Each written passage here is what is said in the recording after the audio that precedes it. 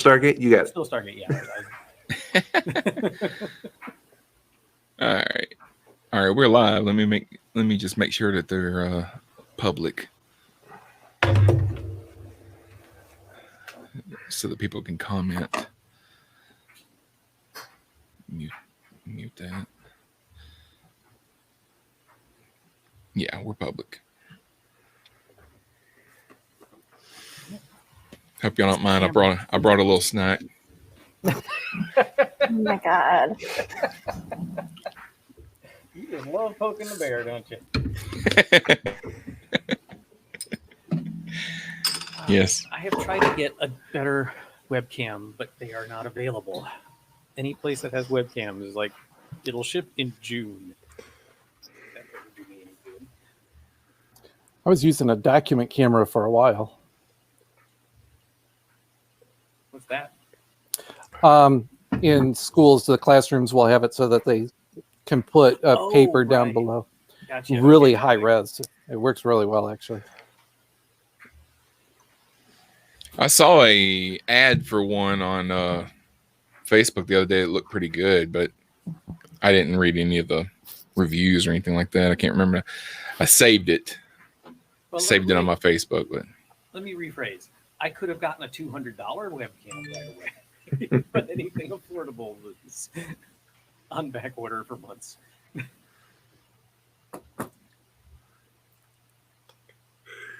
That is quite the scowl you're doing there, Sean, do you wear contacts? no. Why? Because we're all like the glasses club here, except for you. Of course, I haven't been to the eye doctor in a couple of years. I probably need them, but let's see. One last week. Homework's better.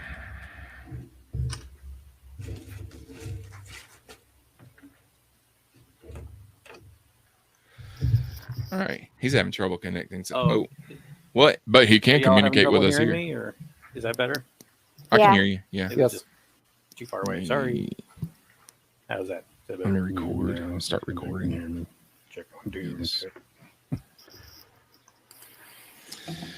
All right. So right now, the only let's say John is watching us. All right, John. So if you have Chrome on your phone, you can connect with Chrome. If not, if you want to wait until your laptop is charged, can you not use your laptop while it's charging? But either way, just call in. Just call in whenever you get a chance, and I'll add you. I mean, just use the link that I sent you. Okay. So John is not going to be sitting across the virtual table from me right now. Let me make a note of that. All right. All right. So we're going to do the just the news and reviews first, and then we'll do the Florida stuff later. Okay. Hey, everybody, and welcome. What? I'm sorry. I have a question. Okay, go ahead. When we go, are we going to go around and say like, okay, this is when you pick blah, blah, blah, or are we going to do all of ours in one shot? We'll probably do them all in one shot. I got some news stories we'll talk about first, and then I'll probably just say, hey, Virginia, what have you been watching? And then you kind of, tell us what you've been watching. Okay. And we can all comment on it and stuff if we've watched it too. All right. Hey, everybody, and welcome to Cosmic Potato, the Super Fan Talk podcast. My name is Sean Ray, and I'm not sure if I inserted this UV light in the right place.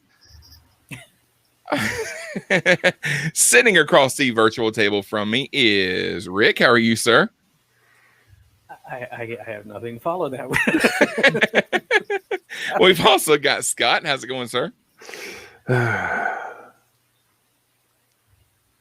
Sorry, that was visual only.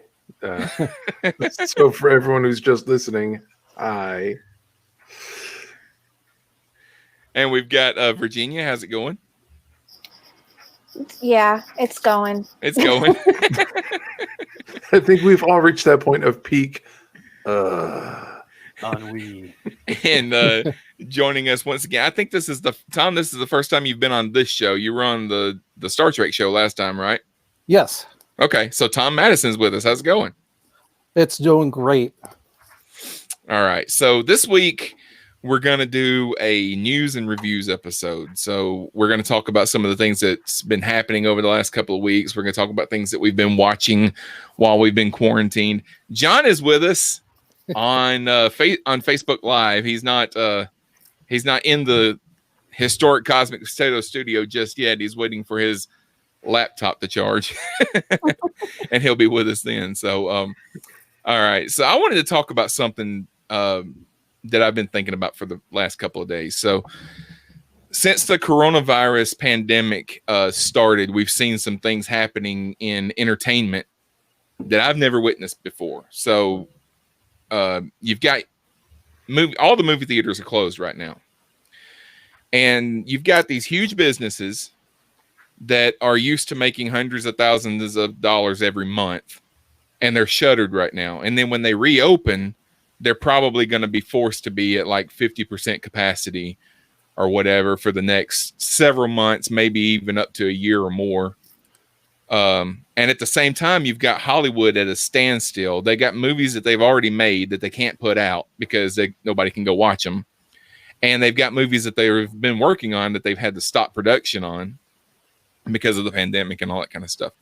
So I wanted to kind of talk for a few minutes about what does the movie business look like after this. We've seen a lot of movies that were set to be in the theaters that they've already released on demand. We've got more coming. You know, the animated Scooby-Doo movie that was set to come out, Scoob. It's like a pup named Scooby-Doo, but like, you know, computer animation. But it's coming out on demand instead of going to theaters. And there's probably going to be more like that. So do you think that this could possibly be the beginning of a shift toward a different way that we watch movies in the future? I mean, I can't see movie theaters going away because people are still going to want to go to the movies to see Star Wars movies and Marvel movies and things like that. But do you think more and more production companies are going to shift towards, hey, let's just put it out on demand and let people watch it there, you know, and that kind of thing? What do you guys think? Rick, what do you think? I would be surprised if it happened. I think that, you know, I kind of thought that at first that might happen, but I've since seen some articles by people in the industry who are saying don't hold your breath on that one. I think a lot's gonna, you know, like I think maybe it was Captain Game Show. I know I heard John talking about it on some show recently about you know, and I've said it too. I'm not going to pay $20 to watch a movie online. And I know that the rationalization for that is you'll pay that much if you go to the cinemas anyway, but actually I won't. You know, my wife and I will go to the local, you know, $5 cinema and draft house, and we'll see first run movies for $10 and get something to eat at the same time. I'm not going to drop $20-25 on a movie that I'm not buying to watch it on the small screen. Unless unless Hollywood, you know, as an entity, is going to seriously change the way they are pricing things, I don't see this being more than a temporary, just for the duration. Also, a lot of movie companies have long-running deals with cinema chains, and so that's not going to go away just because, you know, of a 6-month shutdown or whatever this ends up being. So I don't. It may open the door a little bit. We may see a bit more, but I don't see a major paradigm shift coming out of this. I think a lot of it depends on what happens after things open back up. Because if things open back up and then there's another spike in infections and they have to start shutting stuff down again, that may shift things, because that may turn this thing that we're looking at as like a 6 or 8 month or a year thing. It may be more like a 2-year thing. As far, not as, you know, we're shut down in our houses for 2 years or something, but as far as a lot of businesses not being able to be open, and many of those theaters, not the big chains, not AMC, but some of the smaller theaters are not going to be able to survive that. Yeah, this may kill the small theaters. Yeah. But they've been hanging on by their toenails for years anyway. Yeah. Not that I'm saying it's a good thing that they'll go away. I'm just saying that they're the ones that are going to suffer from this. The big chains are, they've got ironclad contracts. They're going to be fine. Right. Tom, what do you think? Yeah, I think I don't think theaters are going to go away. There's the appeal, there's that experience, and the overpriced concessions and all that. So you're going to keep going with that. I know here I'm in a really small town. We have one like 7-screen theater. They were already, the chain was in bankruptcy, and they announced that they're not even going to reopen after the quarantine. They're closed for good. This really put the nail in their coffin. I can't see the whole thing shutting down or anything, but yeah. No, I don't think that theaters are just going to be gone, but I wonder if more and more of the production companies are going to look at an on-demand format rather than putting stuff in the theaters. Some of the smaller movies, maybe. Definitely not Marvel. Definitely not Star Wars, anything big like that, because there are certain movies that you want to see on a big screen with surround sound and all that kind of stuff. So I don't think that's going to go away. Yeah, and I do think it's going to give that opportunity for those smaller films. It's opening up a market area that may not have gotten a lot of attention in that direct-to-video. I mean, before the video on demand or something that was, like the sequels to some of the Disney movies that very quietly slide out on video cassette, and you don't even know that they're there. I think that market's going to get a lot more attention and get a lot more eyes on it, and so that's certainly going to help in those small production studios. John says, I think both. More opportunity for indie films, but there will be a resurgence when folks can leave the house again. They'll go see stuff just because they get to leave the house. And I think that's true. But like I said, a lot of the theaters are going to be forced to be at like 50% capacity for the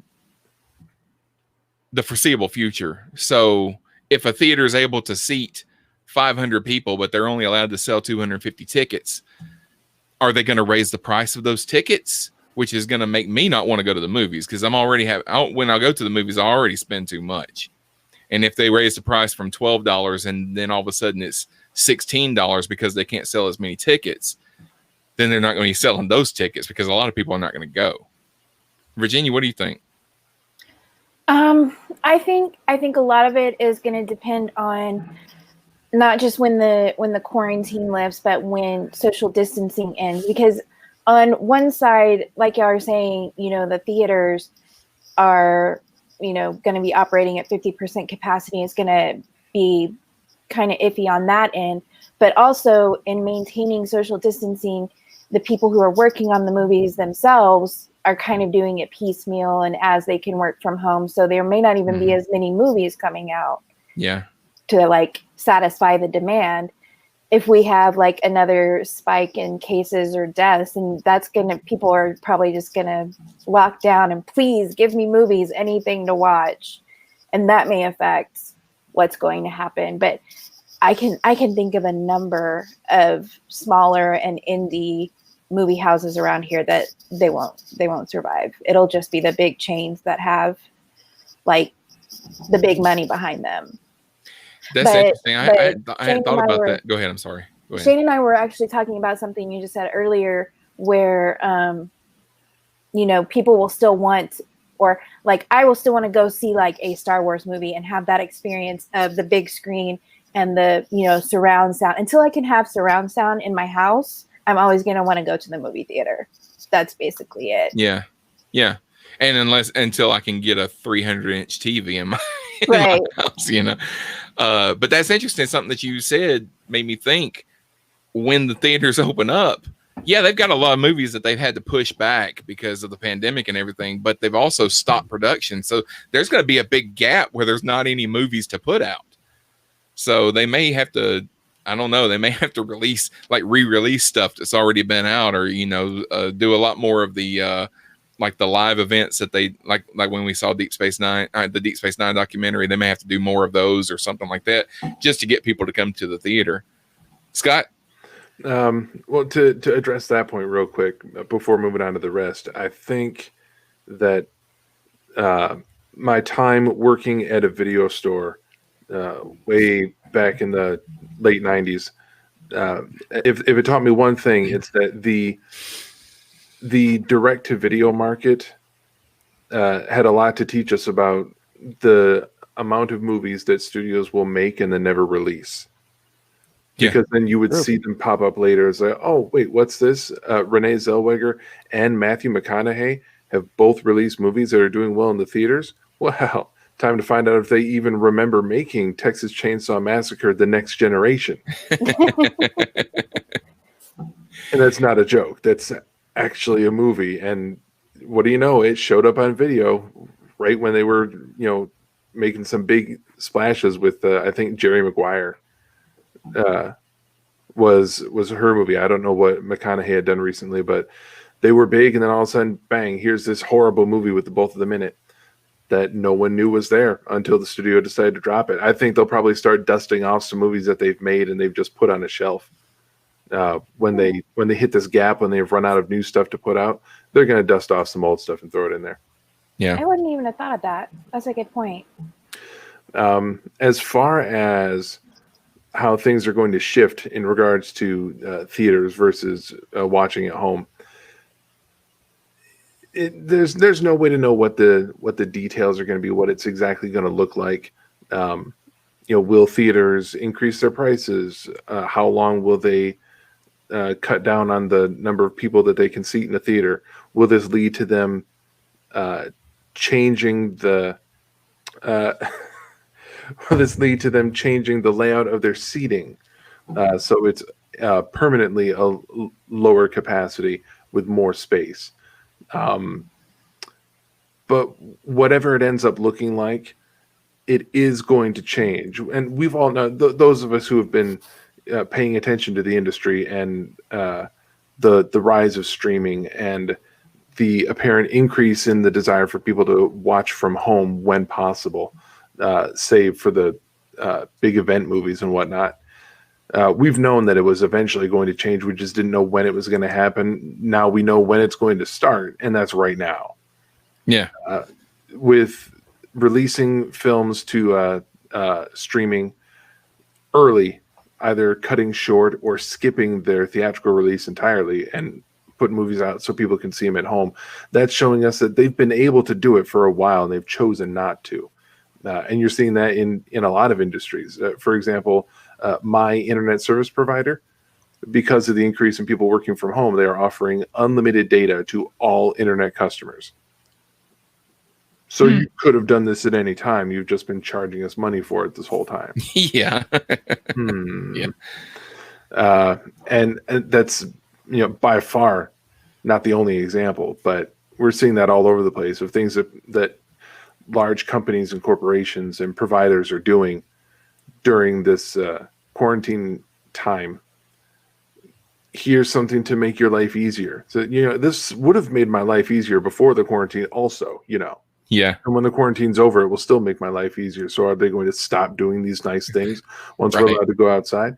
And theaters and movie companies, it's all the same.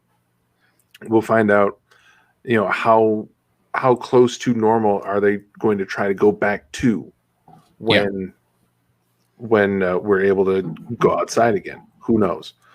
But this is definitely going to lead to a change. This is the catalyst that will send us down the path towards more films being more accessible from home, with theaters being, if you want to do it fancy, like if you want to treat yourself, you go see it on the big screen with surround sound. But if you don't feel like going out to the theater, if you don't feel like spending that money, then there will be a way for you to get it at home more easily. And we'll still find a way to get that money to someplace that can profit from it, which will then go on to the studios. Jacob says that he thinks they're going to do both. John also said Now John doesn't want me reading his stuff anymore. He wants Tom to do it. So Tom, you go ahead and read what John wrote. Well, he was saying basically the same thing that Scott was right at the same time. So that's the benefit of having a camera right there on your face. Yeah. Because he had nominated me to be his voice, and all of a sudden he says, Tom, I nominate you to be my voice. Okay, fine then, Mr. Irons. Whatever. So Shane says there's something magical about watching a movie in a theater packed with fans. That's true. But I think I was making a comment yesterday that I think one thing that this coronavirus, I took too long because I have other people to give their comments, and I have to give my comments to Mr. John Irons. But I think that John was banking on Tom being more willing to interrupt his own brother. But yeah, I think that one thing that this whole pandemic is doing is turning me into more of a germaphobe. So, and I think there's going to be a lot more people like me that are not going to want to be in a crowded place for a while. I'm definitely not going to want to be elbow to elbow. I already don't like being in a theater elbow to elbow with people I don't know. But this is going to make me more likely to not go to a movie on release weekend, when it's going to be the most crowded. I'll wait and go on a Tuesday afternoon or something like that, I would try to do that anyway, because I don't like the crowds. I don't like the noise. I don't like the people being disrespectful in the theater. Yeah. I just avoid all that mess, because if I can't get a guarantee that people are going to show up, sit down, shut up, and watch the movie. Yeah. Then I don't like going. I mean, there's people talking. I can't remember what movie it was, but I know I was there with my wife and her son at the time, and I had to lean over, I think, twice during the movie and tell the girl sitting on the other side of me, your phone is really distracting. If you're going to have it out and use it, then get out. Yeah. I don't have to say that when I'm home. Yeah, true. And you also don't have to get up and move your feet so people can get out to go to the bathroom and stuff like that. Less of an issue around here these days because of the local Celebration Cinema. They remodeled all their theaters. There's so much leg room. It's amazing. Yeah. We finally got a couple of theaters that are like that here, but there's only a couple. But Jacob says, I think that there's people who go to the movies and people who go to the movies and people don't at all, and people that don't at all like us, but will pay to see something before it hits streaming services in 6 months. So I wouldn't be surprised if they release a lot of stuff simultaneously in theaters and online. And I'll admit, I did pay the $20 to watch The Invisible Man just because I like the novelty of, hey, this was in theaters last week and now I can watch it right here. The only thing that's going to stop them from doing that is that once they release an HD version on demand like that, it's on all the pirate sites, so you can basically get it for free if you want it. I would wonder. never. Releasing What- on video doesn't change that at all. I mean, as soon as a movie comes out, some asshole is camcordering it in Korea and it's out. Oh yeah. If you want to watch those are terrible. I've watched those before. Those are awful. Go ahead, Virginia. Do y'all think this will affect the kids' movie market at all? Like, what parents want to wrangle their 3 germ factories to go to a crowded movie theater? Like, do you think that parents will be more likely to get stuff like The Incredibles or Frozen 387 or whatever streaming in their house, so they don't have to worry about just the health risk of their children of going out? I can answer that. Yes. Hell yes. Oh yeah. Okay, Yeah, I heard somebody I else think my talking about sisters would be on board with that too. Yeah. I heard. It seems like I saw an article or something this week that said that they think that there's going to be less and less kids movies coming out in theaters for the next couple of years at least. Because of I'm all supposed to interrupt you and say that John says, I wonder if theaters will start offering perks like private screenings or little rooms or free masks and gloves with tickets or something. Yeah, I wouldn't be surprised if some theaters start offering like viewing rooms with like a plexiglass or something like that. You can pay extra to be separate. Okay. Or something there are like that. theaters that have little rooms like that, and it's not a good thing. Just Well, you can get the little bubble for like I saw them for kids soccer games. So when it's raining or snowing, we get that up here. You can have the little plastic bubble to sit in. Maybe Yeah. we need to move that into the theaters. Yeah. I didn't notice my shirt has a Delta on the sleeve. That's cool. That's the first thing I noticed. That's awesome. I'm always wearing the thing. I'm not looking at it. So my wife got me this shirt for Father's Day. Not Father's Day. Whoops. John says he would have taken that option before the pandemic. Right? But yeah. Okay, so in other news and getting into some like movie news, the director of Godzilla, King of the Monsters, Michael Dougherty. Rick, when you were talking about you went to see King of the Monsters, right? In theaters. I loved it. Yeah, and you said one thing I remember you saying is that you wish that there had not been any people in it and it was all monsters. Not quite, but I said they spent a little too much time on the people in the film. But the sentiment is similar. Yeah, I think that and like the Aliens versus Predators movies that they did, they spent too much time trying to make us give a shit about the people in the movie, and I just want to see monsters fighting monsters or aliens fighting predators, and I don't care about the human interest of the movie. That's not why I'm there. Yeah, the biggest mistake of the first Alien versus Predator was to make the main character neither one. Yeah. Well, he says that he wants to make a movie that's kind of like Godzilla BC, and it's like it takes place in prehistoric times, and it's nothing but the monsters. There's no people in it. So that may be his. After the Godzilla versus King Kong movie comes out, that might be his next project. I don't know.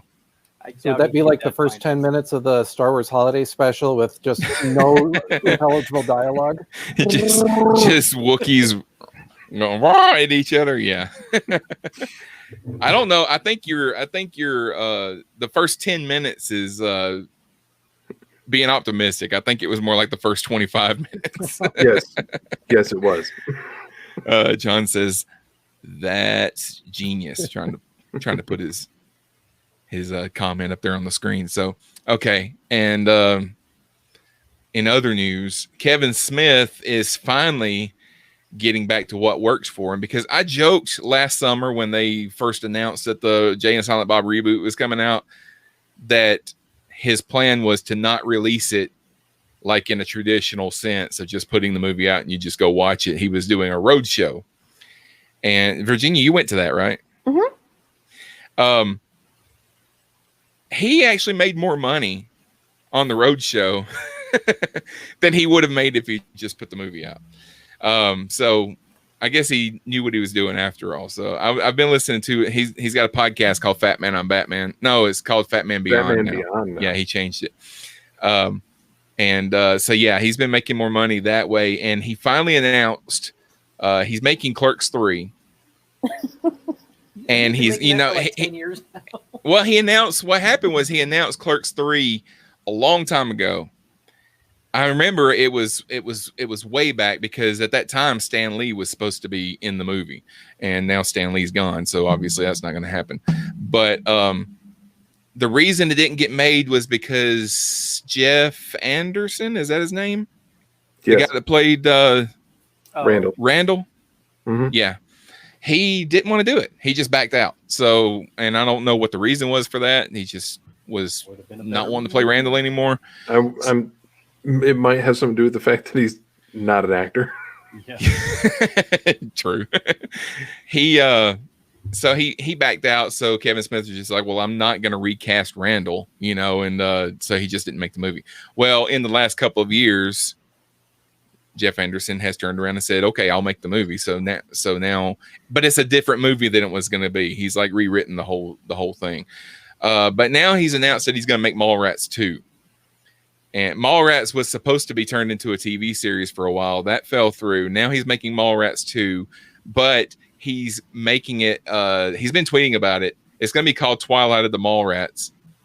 And it's supposed to have the backdrop of the pandemic. It's supposed to take place like now, like during this pandemic, and I guess be about a mall that's been shuttered and there's no customers or whatever, So, but he claims that he's written parts for all of the original cast, I'm But- sorry, John is getting totally auto-corrected. Are there still moles? Mills? Malls? And just reading those makes me really hope that they find a role for Richard Mall. In this. Is he still alive? No, he passed away a few years ago, didn't he? No way. No. Shannon Google Doherty? that. Don't Somebody take Google- our bull. Don't somebody take our Google that. I really He's- hope I'm wrong about that. He's probably voice acting if I had to guess. But anyway, as far as the original cast, Shannon Doherty's dealing with cancer right now. I don't think she's up for like acting. So I don't think he's going to have the entire original cast come back, even though he claims he's written parts for all of them. So, Well, he might do something. I don't know if we talked about it on here or if he was talking about it during the road show, but like they couldn't get they wanted to get Matt Damon for Jay and Silent Bob reboot. They couldn't get him. There were too many conflicts. Couldn't get him. At the last minute, they had shot everything. Matt Damon's like, hey man, I'm available. So they did this total like non sequitur scene that didn't make any sense, but it was just right in the middle of the movie and it was hilarious.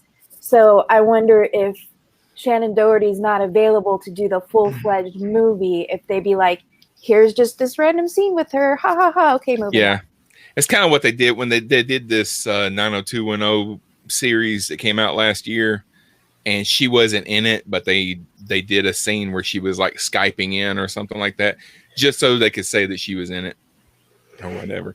All right, John, that's pun worthy. Richard Mole dead. That's bull.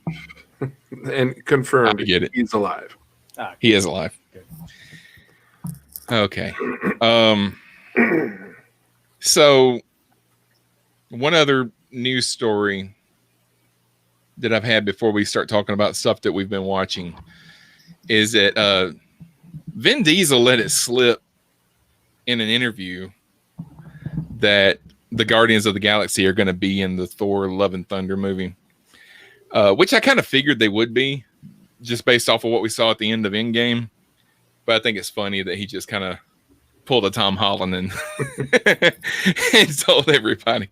But there's that, and then there's also that wouldn't have stayed secret at least through the trailer phase.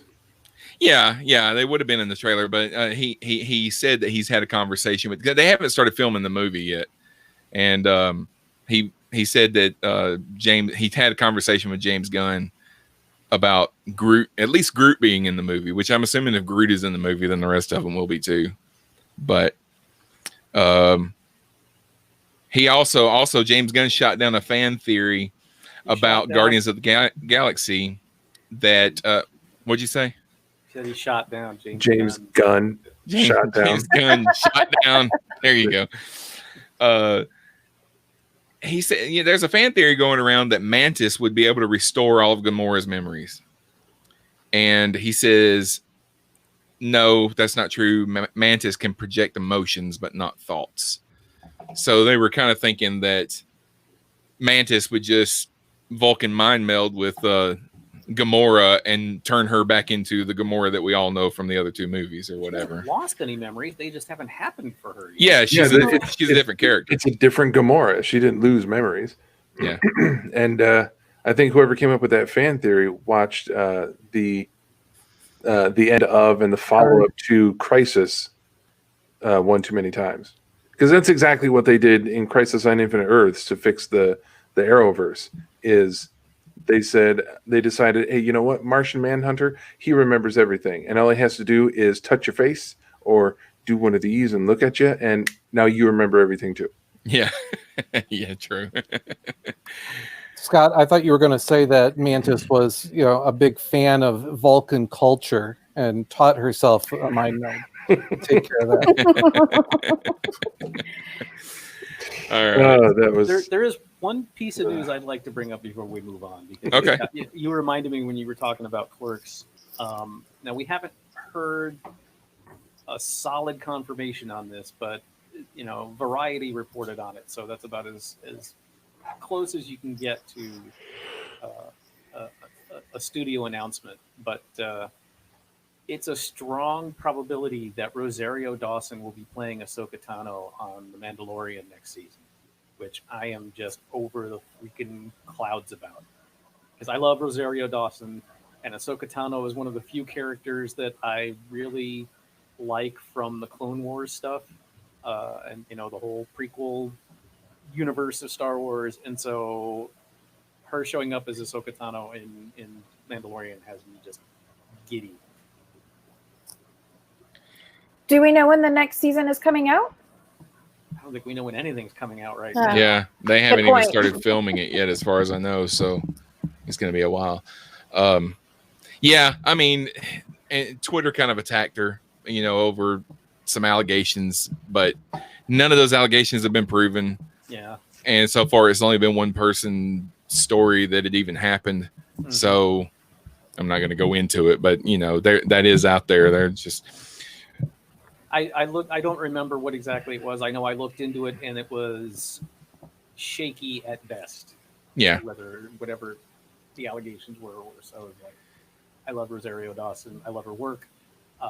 I've loved everything that she's been in. She made a movie called, it was either called, I think it was called Columbia.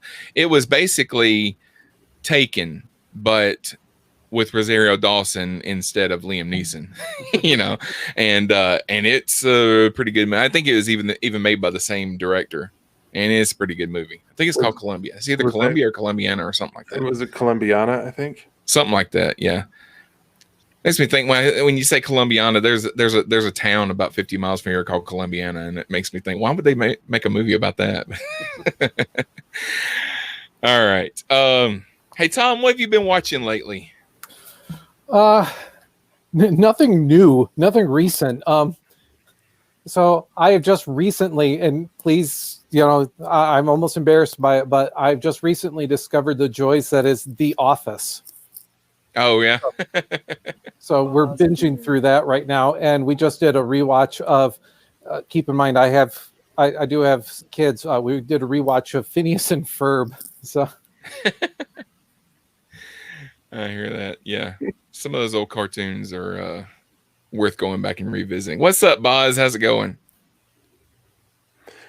I got to John, jump. I think I'm you're going to jump getting in and beat John's voice. Yeah, he doesn't think it was Rosario Dawson. I just actually looked it up to be sure. It was Zoe Saldana in Columbiana and not Rosario Dawson. That's true. Okay. I was about to say, John, I think you're getting your actresses mixed up. Nope, I got mine mixed up. Sorry. Yeah. Boz says he's like sleepy. Stupid late in England. What are you Yeah, doing? it's like 2 or 3 o'clock in the morning there, I think. All right. Virginia, what about you? What have you been watching? Well, I had been binge watching Archer to prepare for their new season coming up in early May. That has been postponed because of everything going on. They actually did. It was pretty cute. Aisha Tyler has this charity that she does, and they were raising money for feedingamerica.org. And so all of the cast of Archer, minus like 2 people, got together to do a table read to raise money for this charity. And it was really cool. It was an episode I had seen a long time ago. It was even more hilarious watching them do it. They don't know when the new season will be coming out, but I guess we'll see. Shane and I recently finally finished the Avengers Infinity War saga. We had started watching, I think, late last year. I don't remember. Neither one of us had seen any of the MCU movies at all. So we were slowly but surely making our way through them. And then quarantine happened and we zoomed through the last 5 or 6. Yeah. So we watched Infinity War, and then I think I had messaged Avi can we just skip straight to Endgame because I have to know what happened.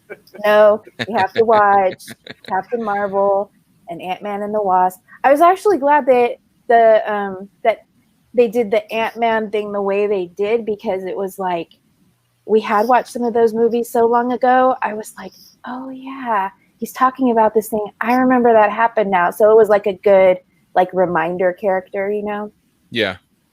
But other than that, it's just watching. Oh, we also did start watching the X-Men movies. I had seen the first 2 X-Men movies, but nothing after that. And we just finished First Class last So weekend. you watch the good ones. No, First Class is a good one, but Yeah, I it was was gonna pretty say, good. you watched the first 2, and then I was like X-Men 3 wasn't great. It wasn't Oh. bad. It wasn't Wait, terrible. three, yeah, that was terrible. It was bad. The new ones, none of them are bad. It just Apocalypse was just kind of. Phoenix. Well, Oh, okay, no, the last one was pretty good. one other thing that I would say it's maybe watch it with like PG-13. So maybe if you have older kids, it's called Nailed It on Netflix. And it's basically like you see the nice, pretty cakes on Pinterest, and then like your sister tries to make them, and they're just like a pile of grossness. Yeah. It's that kind of show, and it's hilarious, and everything about it is so good natured, and I love watching it. And there's like 4 seasons on Netflix right now. Yeah, Plus we've watched some of that. That's pretty good. And there's also a Lego show that's been coming on Fox that I've seen a couple of episodes of that's pretty good. That's I mean, that was on Nailed It. She was a grad student, and I was an undergrad in college, and we've stayed in touch over the years. Her name's Beverly. I don't know what season she was on or anything, but I think she said she was doing it. She was on the show. Boz says he's watching the MCU movies too. Have you watched? You said you skipped the Spider-Man movies though, right? Yeah, we couldn't find haven't watched Spider-Man: Homecoming or Far From Home because we couldn't find them streaming anywhere. So, I mean, streaming on things we already get like Netflix and Hulu. We may rent them like from Amazon at some point, but at that point we were just like, get through all of them. We need to find out what happened. I'm looking on Just Watch to see where they're streaming, if they're streaming anywhere right now. Because sometimes stuff will be streaming on some service like Crackle or something like that that you don't check very often. Let's see, Spider-Man. John says his daughter is 9 and she loves that show. I assume he's talking about Nailed It, but I'm not sure. Yeah, I think so. Okay, so Spider-Man Far From Home right now is streaming on Stars, but you can. Wow. Okay. Yeah, you can rent it on YouTube for $14.99. I don't know. I don't want to see it that bad. Yeah, it's AMC on demand. You can see it for $6. I don't know, but anyway, it's a pretty good epilogue to Endgame because it picks up about 6 months after Endgame. So Tom Holland's my favorite Spider-Man to date. All the libraries are closed, John. He said you can probably get from the library. Yeah, sorry. City of Austin libraries are all closed. Having dry skin is a struggle. What was that? What is that? This is one of the worst aspects of the app that I use to turn my phone into my camera. Oh, so it's playing an ad. And an ad will pop up and it'll be just a static image ad on the screen, and you close it out. But then every say 6th pop-up ad, it has audio, which is one of the dumbest things I've ever seen. Why would you do that? I'm self-conscious about my dry skin. Thank you very much. But Boz says bloody Disney. Yeah, that's the thing about those 2 Spider-Man movies is that they're not Disney movies. They're Sony movies. So a lot of the other Marvel movies you can either find on Netflix or you can find them on Disney Plus, and eventually they'll all be on Disney Plus. But Spider-Man is Sony, so it's not going to be on Disney Plus. It doesn't necessarily have to follow all the rest of the Disney movies wherever they go. Yeah. John is saying no digital movies like audiobooks. That's a good point. I hadn't thought of that. I'll have to check and see if they have something like, is it Overdrive or Libby that you use for books, and then probably a different service for movies. I would imagine the licensing on that would be a nightmare. Yeah, I would imagine. I bet you can get some older movies like that, but I don't know about Spider-Man. But Rick, what have you been watching? I'm catching up to the rest of the world. We finally subscribed to HBO because we realized that there are 2 shows that there's a show I want to watch, there's a show my wife and I want to watch, and there's a 3rd show I want to dip my toe into. So we finally decided, we got our stimulus checks, so what the heck? Let's Lucky I haven't got mine yet. And subscribe to HBO because this like we don't mind paying another, $6 or $8 a month for, I pay $10 exactly, Westworld. I pay $10 a month for CBS All Access because I think Star Trek is worth it. There's nothing else on CBS that I watch, but for me, Star Trek is worth whatever. No, I'm not going to watch any more Game of Thrones. I thought for sure that's what you were going to say. Sorry. But last night I watched 3 episodes of Westworld, and finally at 1:45 in the morning, I was like, I've got to go to bed. My wife's going to be up in 15 minutes to get ready for work. We watched and I'm loving it as much as before. Okay, this is a little bit of delicate territory, but I noticed something that I want to point out. When you hear like people who get all bent out of shape about nudity in any context, and they just immediately equate nudity with sex. And if you've seen Westworld, you know that there are naked people all over the place. But except for very rare situations in the show, it is not in any way titillating. If anything, it's uncomfortable because it's just, the robots being forced to be naked, but they're people, so they're not, whatever. Evan Rachel Wood, who is the lead person in the movie, in the show, is, gorgeous. But, she spent a lot of time in the first season naked. So it's not like we haven't seen her naked. I think she is far more attractive in this season in the kind of spy outfit. Have y'all seen it? Have y'all been watching it at all? I have not seen any of the new season. Yeah. Okay. I've only seen the first.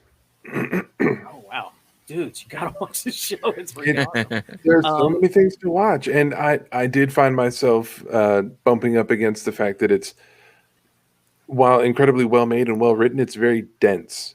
It is. It's a lot of work for me to understand what's going on, more than I'm used to. I'm maybe too lazy for the show. Yeah, it's not something you can just have on in the background while you're doing something else. But anyway, she is, in this season, she is fully dressed and, wearing very, in the first season, she was like it was Westworld. She was a kind of a school marm type character, and she always wore these like, shapeless dresses and stuff. And now she's like in this high stakes kind of spy outfit sort of thing. And it's just, I didn't realize how stunning she was. And it just, Bill Tice, who was the costume designer for Star Trek, the original series, used to say that it is far sexier to show someone in something that looks like it's going to fall off any second than it is to have somebody like naked on screen. Mm-hmm. Not that they were doing naked people in 1963, but that's the concept. And this really shows she's far more alluring and an amazing actor. So I'm not. She does have a pointy chin. She's a great actor too. I think she's doing a fantastic job. I'm just talking. Just the visual is. I just find it an interesting psychological thing that. We've seen her naked. I know what she looks like naked, and I think she's far sexier in the the skin tight spy stuff she's wearing now. Also, we watched the first episode of Watchmen. This one, my wife and I are watching together, so that's going a little more slowly because we've got to watch it, find a time when we're both together, both awake, and the kids are asleep. Because this is not a show you watch when the kids are around. Neither is Westworld either, but I watched that I started watching it at 11 o'clock last night. When you let me know when you get done with it, because we need to do an episode of just about that. About Watchmen, sure. Yeah. I'll go back and rewatch the whole season just to get ready for that episode because this show is incredible. Yeah, it's good. How many episodes is it? We haven't 10, started it yet. 10, yeah. No, I'm sorry, 9. 9 episodes? Yeah. Sounds right. Yeah. There is on YouTube, there is a channel called The Show Must Go On. And Andrew Lloyd Webber has, for the duration of the quarantine, has been releasing one of his shows, one of his plays, each week. And we only just found out about this last week. So we missed Joseph and the Amazing Technicolor Dreamcoat, and I forget what the first one was, which kind of bummed me out because I love Joseph and I've never seen a fully professional production of it. But another show that is a lot of people are surprised that I've never seen it, given my line of work, is I've never seen Phantom of the Opera. And last Friday, they ran Phantom of the Opera. Now it's one of my wife's favorite shows. A little known fact about being in the theater, and Scott, you can probably attest to this, when you are a working theater person, you generally don't have time to go see theater. Usually when shows are happening, you're working. So there's a lot of shows. You can't go and see shows because you're in shows. Exactly, yeah. So I've never seen Phantom. And it's almost always been my experience that when I finally do get to see a big, popular, major show, I find it underwhelming at best. So, like back in 1997, I chaperoned a trip to New York City from the college I was working at, and we thought we had tickets to see Phantom. We talked to the nighttime concierge at the hotel where we were staying, and he said, "Oh yeah, got your tickets." So like 6 of us left the tour the group was on early to get back to the hotel the next day to get ready, and we go down to the lobby, and the concierge on duty at that time was like, "Oh no, he told you had tickets." No. He said you might be able to get tickets. We couldn't get into Phantom. Here, we got you tickets to Cats. And we were all like,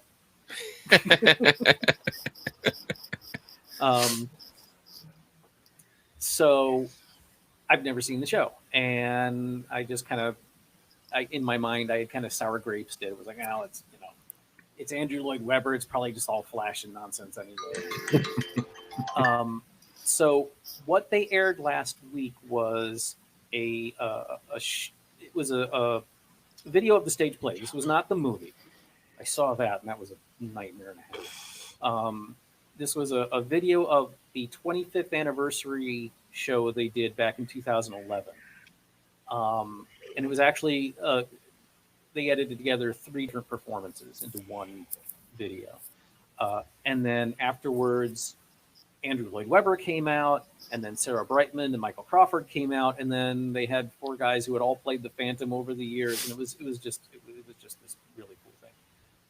I was expecting, because I knew my wife wanted to see it, so it's her favorite show, so I was like, okay, we'll watch this, and I was really expecting about half an hour into the show to kind of drift away and get on the computer and just sort of I was rapt.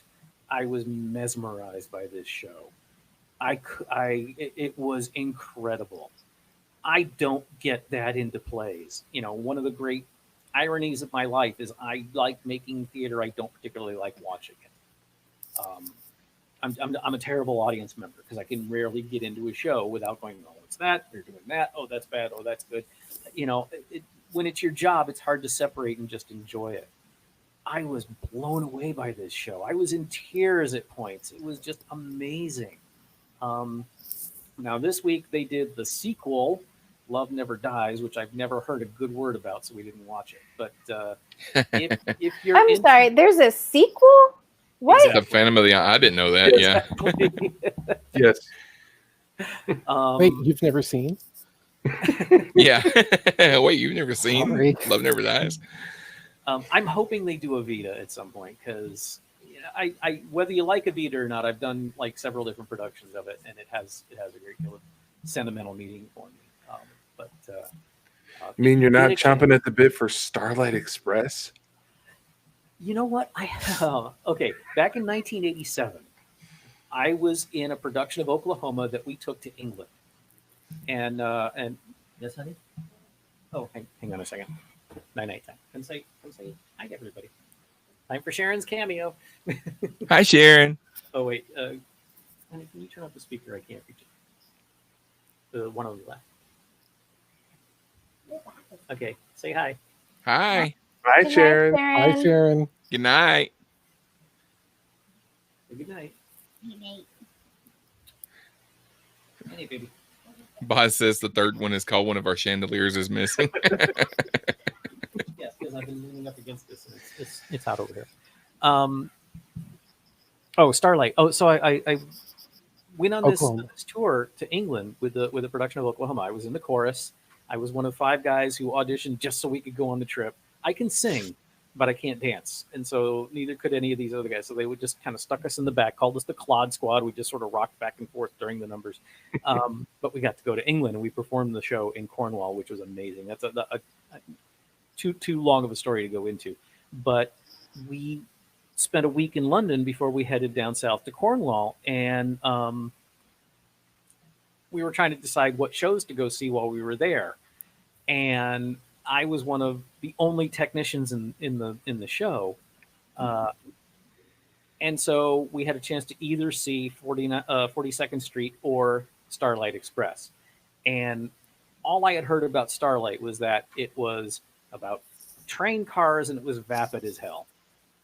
And so nobody wanted to see it. And so we went to see 42nd Street, and I fell asleep during it. It was terrible. Then I got home, and then years later, I got to see the plans for the set from 42nd from Starlight, which, yeah, the music is meh and the story is meh, but the set was a technician's dream. It was just moving pieces and loose sights, bridges, and just and so I've always regretted not seeing Starlight on the West End.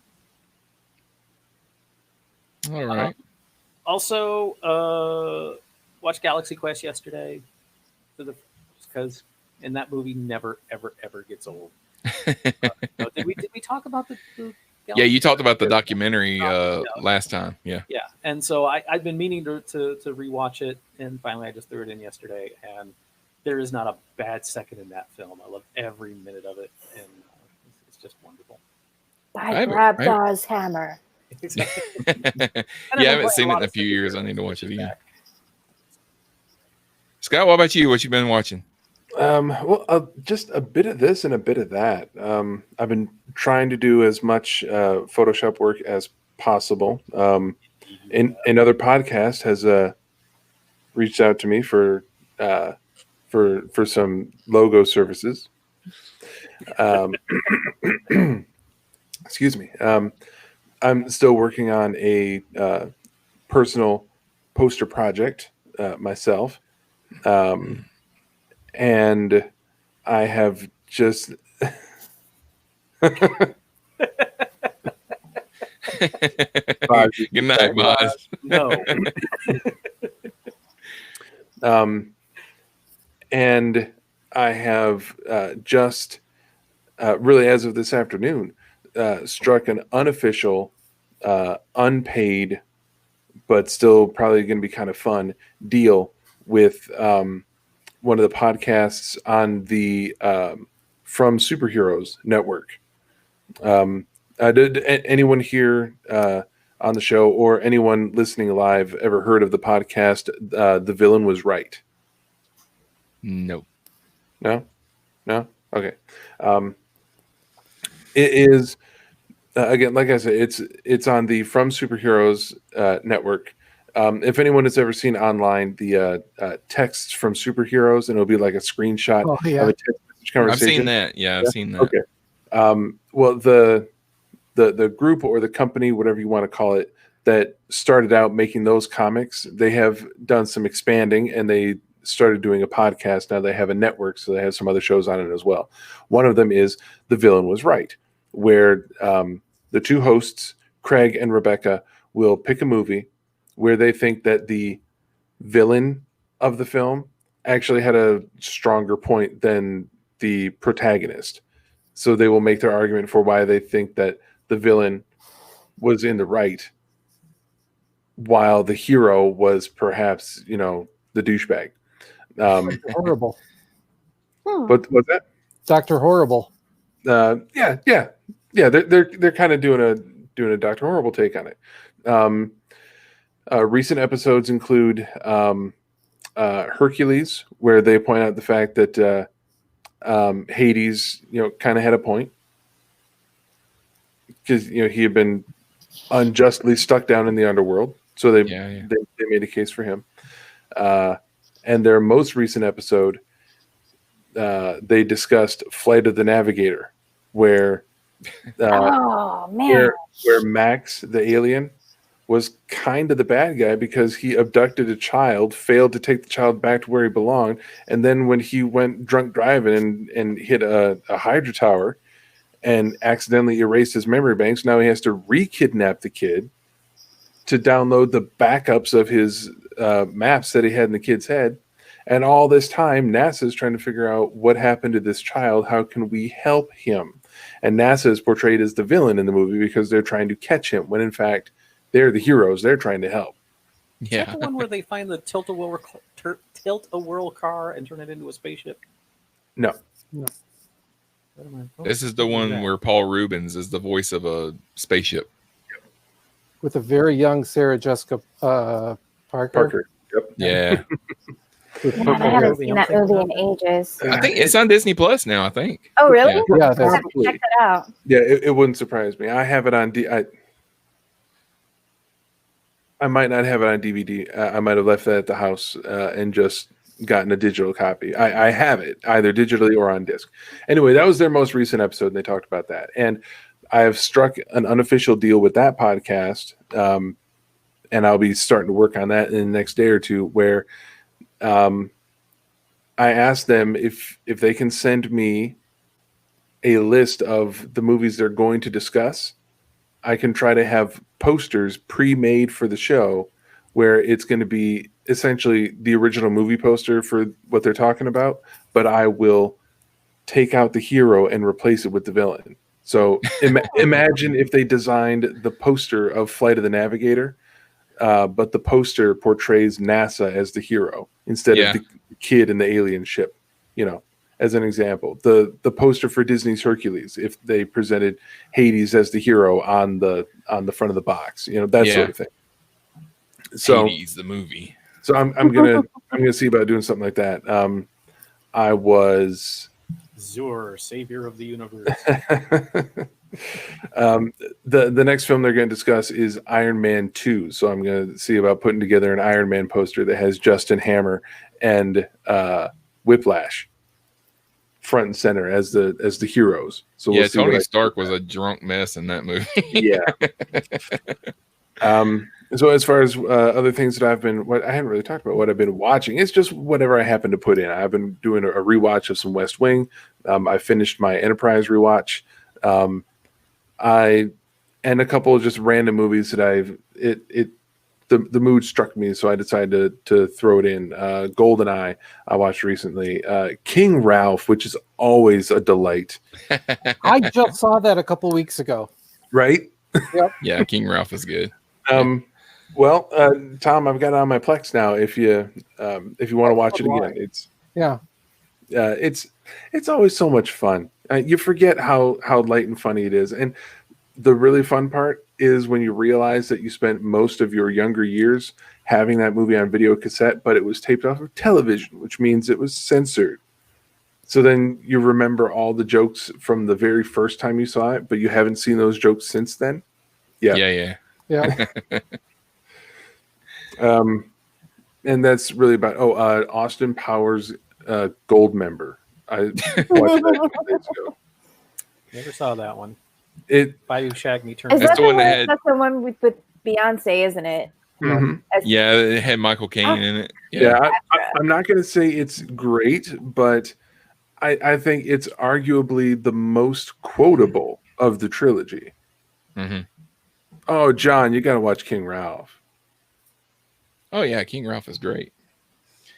I've been watching. Okay, so I've seen a few things, but I mean, I'm not going to talk about everything I've been watching. But The Hunt. Have any of you guys seen The Hunt? I've only seen the trailers and the talk of it because it's Yeah, the it's been, trailer. controversial, I guess you can call it. The trailer is. You can't tell anything about this movie from the trailer because I won't get into it because it'll spoil. But the trailer is kind of misleading as to what the movie's about. But it's a really good movie, and it's got a lot of over the top violence. If you watched like Kingsman: Secret Service, it's maybe that level of violence. But it's really good. That's pretty much all I can say about it without spoiling anything. But it's a really good movie. I enjoyed it. The premise of the movie is that there's these rich elite people that have kidnapped a bunch of people, put them in this. It's kind of like Hunger Games. They put them in this area and they're hunting them. You know, they give them some weapons and they're hunting them. Gee, You that's know. original. And it's been done before, but I mean the way that this one does it is it's really good. It's really good. I Okay. liked it. I also watched Red Dwarf: The Promised Land. I keep forgetting about that. I need to watch that. I don't know. We've never had a discussion about Red Dwarf like in depth on the show, but we may need to do an episode about Red Dwarf at some point. Yeah. Over the past few years, they've brought the show back and done a season of like 10 episodes a couple of times. But this year, instead of doing a whole season, they just did a movie. And I know I said something, Rick, I think you and Scott were doing a live stream and I put up that I watched that recently. And you asked if you could enjoy it if you're not up to date on the show. If you know what the premise of the original show was, you can enjoy this because there's not a ton of inside jokes of stuff that they've done over the years. It's basically, they tell you the premise of the show at the beginning and then they really don't go beyond that. So Is Kachansky in it? no, they don't even mention her. Okay. If as the most that you need to know is that at one time Holly was the computer and then he wasn't the computer anymore because Holly comes back in the movie and that's pretty much it. So the premise of the movie is that the cat evolved from the cat that Lister had on the spaceship. Yeah. Well, there was a whole civilization of cats. So this is kind of like they find that civilization of cats, Cool. you know. And so Yeah, 'cause they did all leave the ship. yeah. Virginia, Tom, Scott, have you guys ever watched Red Dwarf? I've No. Okay, Haven't gotten to it. I've been hearing about it for years, but I haven't gotten to it. Yeah, back in the 80s, the mid to late 80s, there was a sitcom on BBC. It's a British sitcom, and it's called Red Dwarf, and it's about a guy that worked for like a mining company in the future. He was on a mining ship called the Red Dwarf, and he was a slacker, and his supervisor was Rimmer, and he was a douchebag that really wasn't qualified to. I think he was the supervisor of fixing soup vending machines, and he wasn't even qualified to be doing that. Yeah. So the premise of the story is that Lister sneaks a cat onto the ship, and he gets in trouble for that. And his punishment is that he's put into stasis, and he's supposed to be put into stasis until the ship gets back to Earth. Well, while he's in stasis, there's a radiation leak that kills the entire crew. And then the computer has to leave him in stasis until all of the radiation is gone. So by the time he comes out of stasis, it's been 3 million years. And the only other people on the ship are a hologram of Rimmer and a humanoid life form that evolved from the cat. And hijinks ensue, and then later on in the series they find an android named Crichton. So it's basically the series is about the four of them. So it's a funny show. It's a sitcom, But, Can I tell you how I discovered Red Dwarf? sure. When I was in the Air Force, I was in tech school in Biloxi, Mississippi, and one of my fellow students, I went from basic training to tech school. So at this school, we were learning the electronics that we needed to do our jobs. This guy who was a sergeant, who was not straight up, he was already, he had done all that. He was, what do you call it? Anyway, he was there to get further training. Mm-hmm. So he and I hit it off, and a bunch of us. And there was a science fiction convention in Biloxi while we were there, and he was like, "We got to go to this," and of course he was they called it permanent party. No, anyway, he had a lot more freedom than we did because we were students. Yeah. And, So he got us in a lot of trouble. It was great. But he's like, we got to go to this thing. And I'd never, I'd been to one con in my life, which was a comic book convention 10 years prior, where I helped a friend sell his comics, and that was about it. I'd never been to, really been to a con as an adult. And we were all trying to impress this one woman who, that never mind. That was a whole sordid detail anyway. But that night, after the first day of the con, he was like, "Let's just go wandering around the hotel. People always have like doing stuff in their rooms." And we're like, "Okay, sure." And we walked by this one room, and they had their door. Now this was 1991, so this is right at the beginning of when VCRs were becoming like something that everybody could get. Yeah. Long before the internet, long before DVDs. But this one room had they had their door open, and they had a handwritten sign, "Red Dwarf" in here. I had no idea what that was. And he's like, "Oh, Red Dwarf, we got to go in and watch." And they were showing the episode Polymorph from season 3. Mm-hmm. Which, if you know, none of y'all have seen Red Dwarf? No. Nope. No. Okay. So this doesn't mean anything to you, but it's an episode where they kind of spoof Alien. And it's hilarious. And I was like, this is great. And then we went, and I totally forgot about it. And then years later, I find it on PBS or something and start watching. And I'm like, wait a minute, I know this show. Yeah. And now I've seen up through, I think, season 8. That's pretty much the end of the original run. Yeah. Well, then they brought in somebody else. That's why I asked about Kachansky, because Kachansky was the girl that Lister was in love with, and then they found ways to bring her back every now and then, and she was played by one actress, and then in like season 7 or 8 they find like a dimensional rift, and they bring in Kachansky from another Red Dwarf in another dimension where she survived or some stuff, but it was a different actress. It wasn't the same, the original person, and it just got a little weird.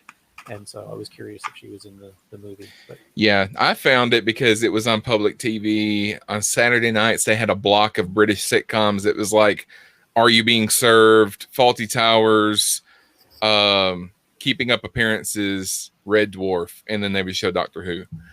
So I would watch that stuff. I believe they like. Yeah, the Britcoms. And the other thing that I've been watching a lot of stand-up lately. I don't know if you guys know who Bert Kreischer is. He's got a Netflix special called Hey Big Boy. Rolling Stone did an article about Bert Kreischer back in the 90s, that he was the biggest partier at the biggest party school in the US, and that story became the basis of Van Wilder. So he's kind of Van Wilder. And then Tom Segura also has a Netflix special called Ball Hog. And one of the things about the pandemic is that a lot of the comedians, they can't make money off of doing, stand up right now.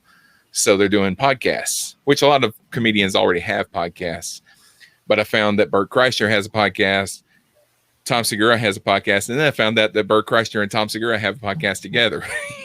So that was funny. And then I've gone back and watched some of their other stuff. That they've got like 3 or 4 specials each on Netflix, and then Mike Birbiglia, he's got some stand up on there. Yeah, I've been watching some of his stuff too. So that's. Have you seen any of Liza Schlesinger? I've seen it. Yeah, I've seen it before. She's and hilarious. Ellen DeGeneres has got a pretty good special that came out not too long ago. It's been within the last year or so. Yeah, and Chris D'Elia, he's got a new stand-up special too. He's pretty funny too. These are all like West. I don't know what it is about comics, but it's like there's like a rivalry of the West Coast comics and the East Coast comics. But yeah, those are like the West Coast comics, and then like the East Coast comics are like Louis C.K. and guys like that, and Chris Rock and Jerry Seinfeld and guys like that. Do not mention him anymore. Not Chris Rock, C.K. You skip the rivalry and you go to Australia and you watch some. Oh, come on, the Jim Jeffries. Watch some Jim Jeffries stand up. Yeah, I've seen him before. Yeah. I'm not somebody that like knows a ton about stand-up comics, but I do like to watch it now and then. So when I find a comic that I think is funny, then I just go back and watch all their stuff. And then what I find out is they repeat a lot of their jokes. If they got 3 stand-up specials, chances are they've probably repeated a couple of those jokes at one time or another. So, Well, you know what? There was a guy. He may even still be touring. I don't know. He may be dead by now.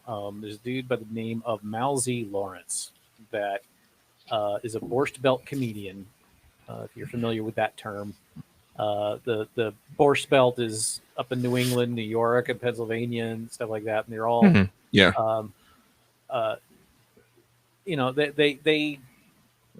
They're the generation before mine that like these comedians. And working in South Florida as I did, I had to work a lot of these guys' shows. And this dude, Mousy Lawrence, I've worked his show at like 3 different theaters over the course of a decade. And it's the same goddamn show every single time. Yeah. And the audiences, who are all like octogenarians, love it. It's like listening to the greatest hits of your favorite band. They don't care that he's telling the same jokes he's been telling for 25 years or 40 years, however long. Yeah. They just eat it up, and he gets standing ovations every time he does it. And it just blows me away. It just, because like like you said, I love to watch stand up, but like you'll watch somebody stand up and you'll see, oh, they're on the Tonight Show tonight or on the Late Late Show or whatever, and they're sitting there and they're doing their routine instead of a conversation. And you're like, well, I just saw you say that, or vice versa. You see them on the Tonight Show, you watch their stand up, and it's the same thing. And I hate it when they do that because I want to hear new stuff. And then you go and you see, a lot of people, they want familiar. They want what they know is gonna happen. Yeah. So it's I've never understood that, but it happens. Yeah, and there's differences in the different kinds of stand up. Like I like stand up where it's just a guy up there with a microphone, maybe a stool. Usually a stool and a bottle of water sitting on the stool or something like that. And he just tells jokes for an hour, and then you've got like Steve Martin and Martin Short did a show a while Which was back. a lot of fun. It's not really a stand-up show, it's just a show. It's a comedy show, Yeah. but it's not really them making fun of each other stand-up. for an hour. Yeah, it was good. It was really good. I enjoyed it, but it's not stand-up comedy. It's just it's a comedy show, So we'll call it a comedy plus show. Yeah, Because just out of nowhere, in the middle of all the funny, and Steve Martin's going to do a song on the banjo with a bunch of guys behind him. which is Okay, awesome. question. Mhm. Does he actually play the banjo? Oh yeah, Oh, yeah, yeah. He's Okay. been playing it for years. Yeah. We've been He's like- going around on YouTube, and there was a video of Kermit the Frog and Steve Martin doing dueling banjo, and I'm like, it looks like he's really playing that banjo. Yeah. He is a master at the banjo. Yeah, Steve Martin has built himself into a world-class banjo player. Wow, that's No impressive. joke. He showed up on an episode of World-class American Idol one time playing banjo, playing backup for somebody that was doing a country song or something. He was playing the banjo, and then at the end of it, like Ryan Seacrest went to ask Steve Martin a question about Steve Martin or whatever. He was like, I'm just here to play the banjo. What you just said, Tom?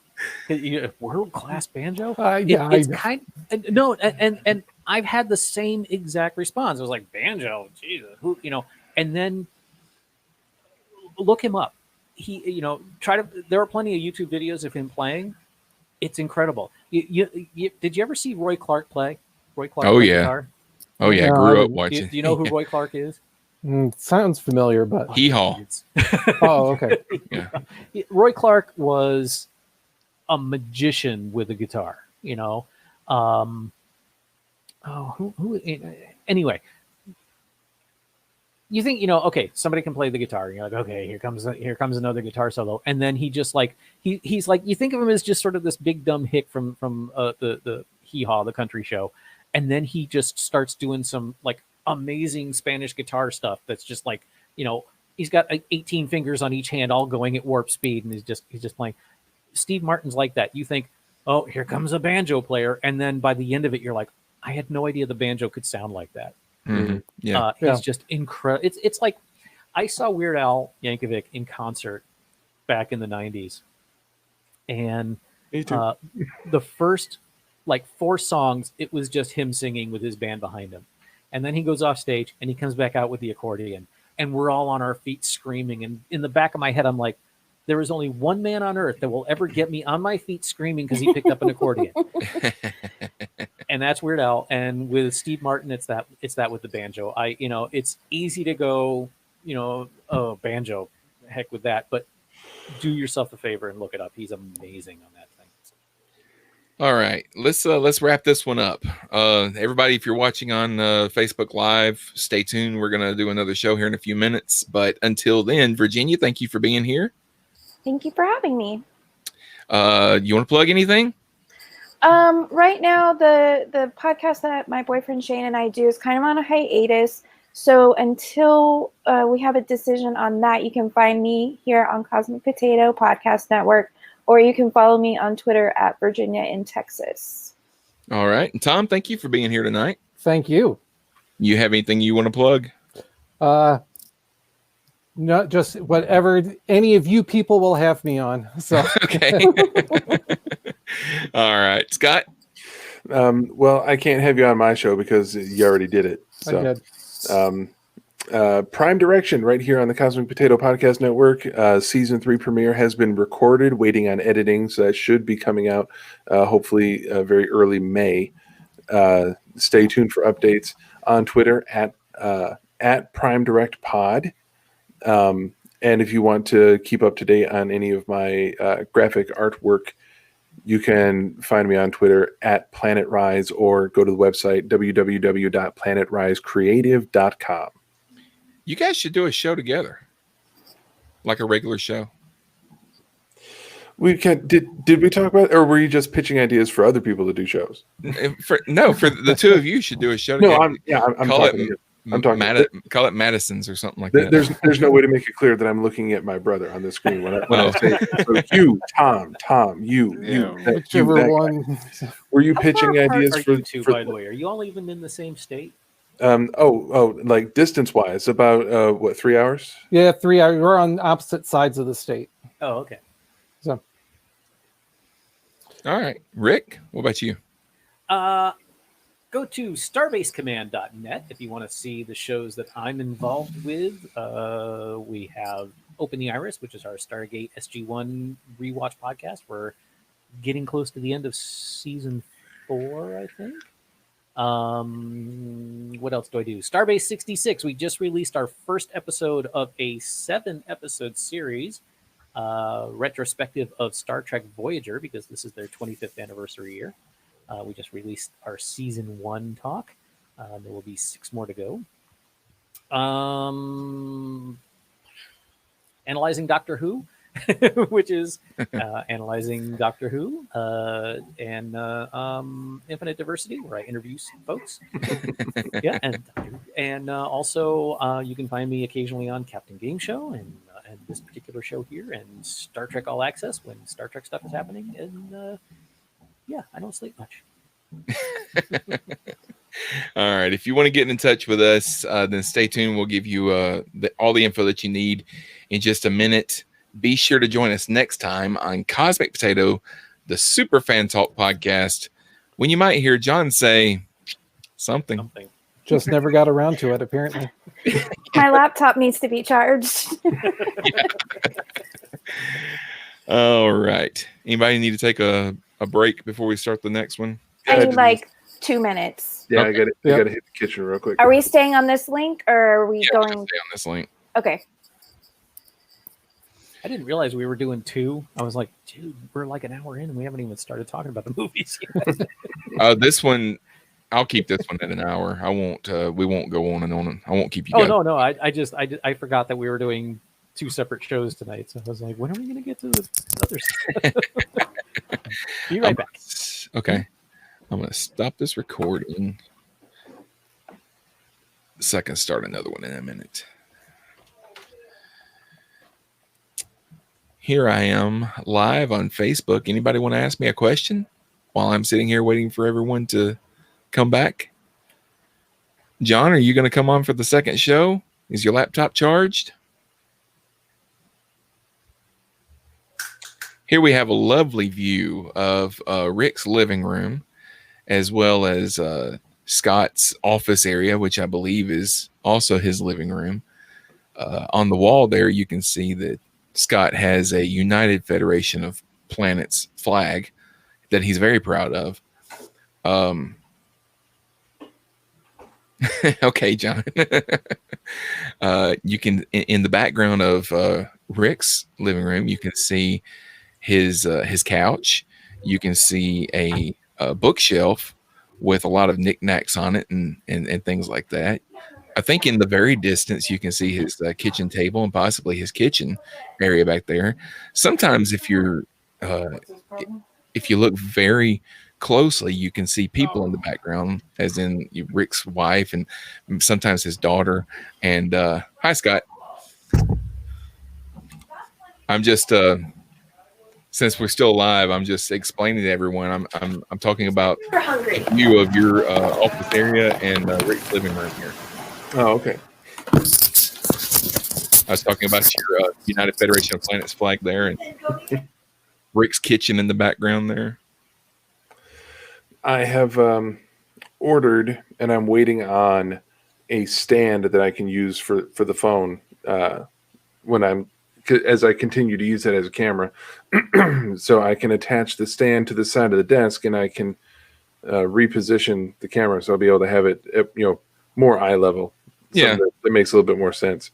And if that ends up having the TV more in the shot than it is now, I've been thinking about creating some type of like an image slideshow of like cool Star Trek images, and then I can route that to the TV, so I can have a cool little visual effect going on behind me.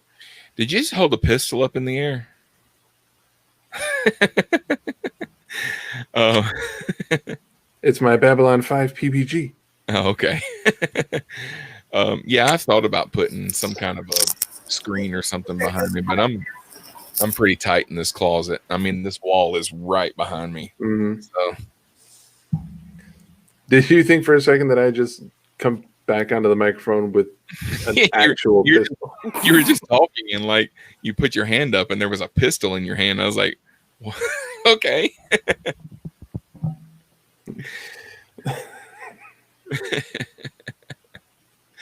That's funny. I'm a liberal Democrat in Michigan. I don't think I'm going to be waving my actual pistol on camera. I leave that out of sight. All right. John says he's not sure if he's gonna come on. He kind of likes making comments on Facebook instead. And the one time that we were waiting for a comment, he didn't have one. Yeah. Yeah, John, give it when I say you might hear John say, give us something to say. Or something. Whatever. Give us the line now so that we have something, Sean can bank it for later. Well, if he gives me the line now, it's gonna disappear. Well, It's gonna scroll up. Sorry, I missed it. He was in the kitchen.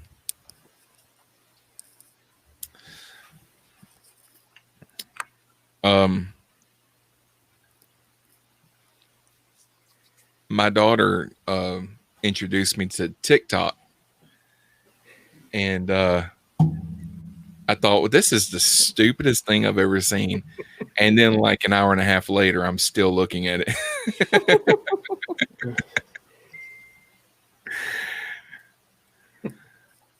Hi, honey, I'm home. Alrighty. See, trying to give the impression that this is a different recording session. Exactly. I was thinking that. Of course, then, says the guy who went and got a different fake weapon for this show. There you go. All right, let's go ahead and start this. Now it's an entirely different show. Yeah, I am in the closet. I could change my shirt. Let's see.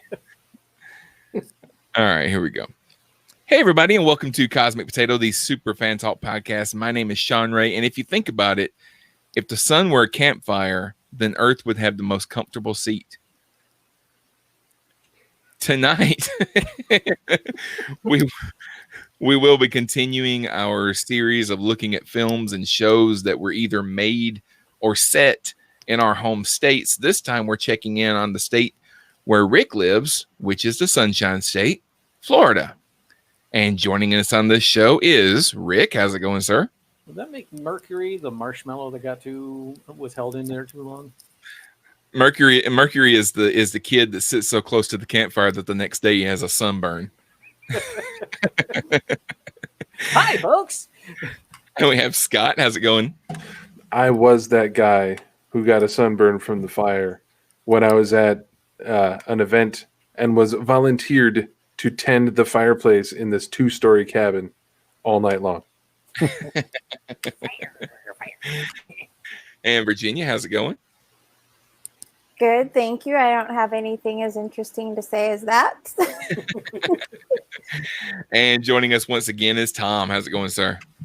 You know, everyone, it can be overwhelmed or underwhelmed, but you're never just whelmed. I want to bring whelmed in.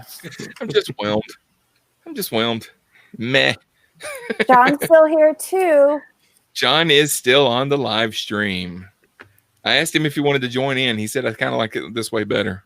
So, okay.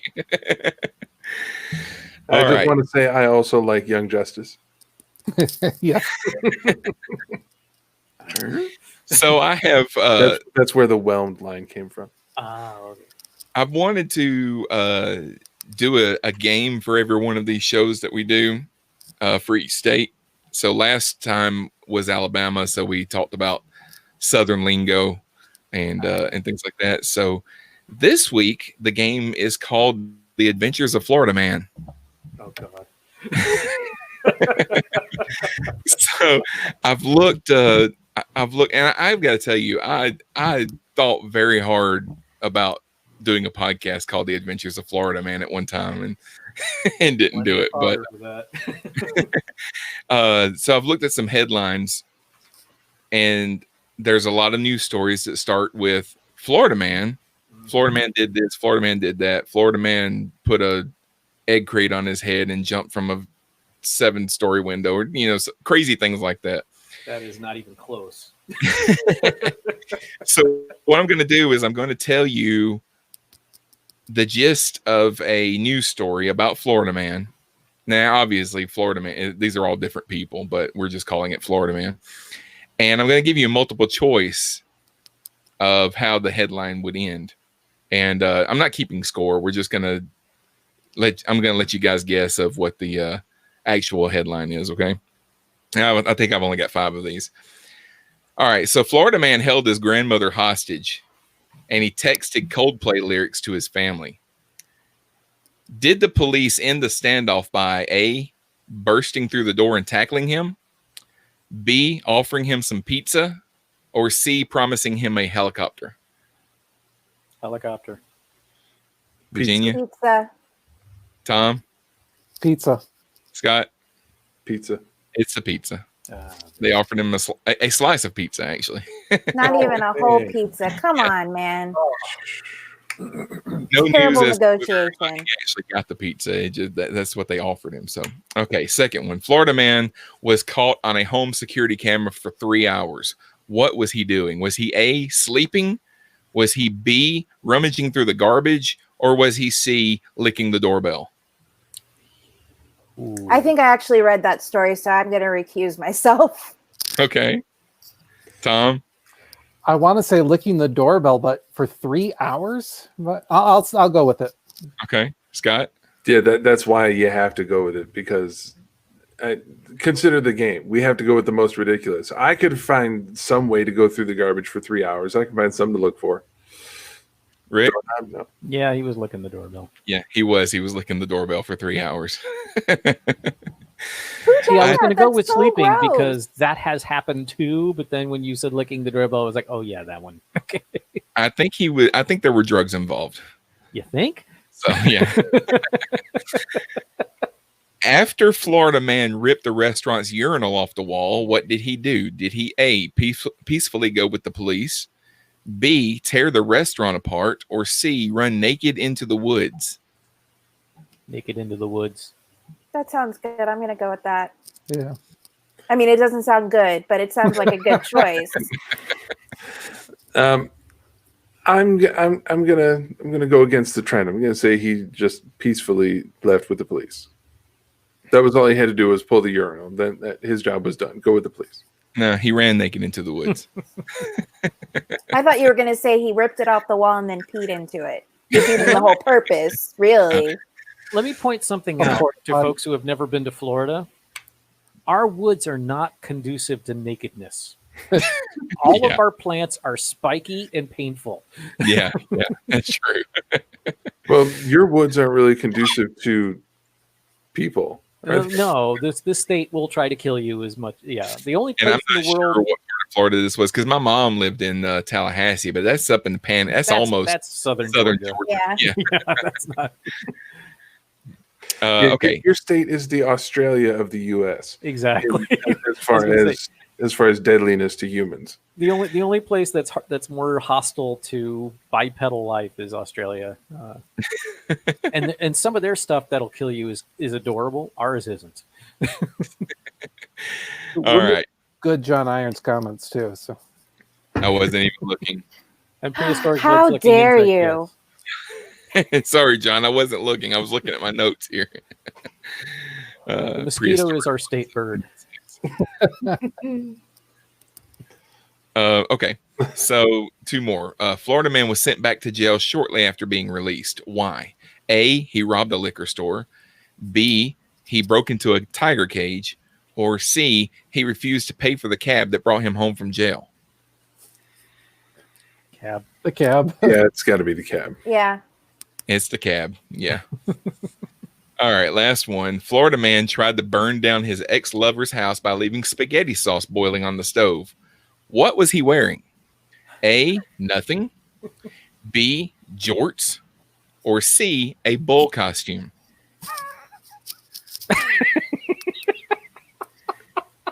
I'm going to go with jorts. Yeah, George. I'm going to go with the bull costume. Yeah, bull costume. It's a bull costume. Ah. I am impressed that you did not go with the story about the guy that threw the alligator through the Wendy's drive-through window.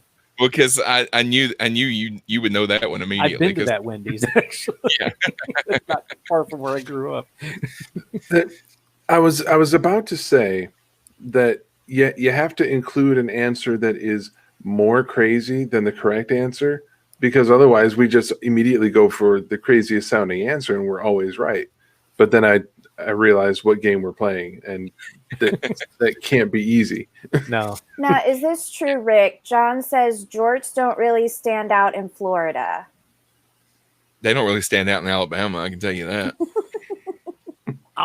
okay. I'm not entirely sure what jorts. Jorts are Jean denim, shorts. denim shorts. What? But jorts are actually not Jean necessarily, shorts. not necessarily denim shorts, but actually a pair of blue jeans that have been cut into being shorts. There's a word for that? Yeah, they're called jorts. They're jean Oh. shorts. Yeah, we wear those all the time. Yeah, now I say, use I've got denim shorts, but then you've got a pair of jeans that have been made into shorts. Those are jorts. Okay. My Yeah, wife, that was like half of the shorts that my brother and I used to wear when we were kids. Yeah, my first, I lived in Louisiana for 3 years, and my first year there, the school I worked for hadn't instituted the ability to get paid a little less and spread it out over the entire year. So, like, for the year, the 3 months we weren't in session, you didn't get paid. And Yeah. so I had to find another gig for that first summer, and I found a job moving furniture for the school department, for the education department. And it was summer in Louisiana.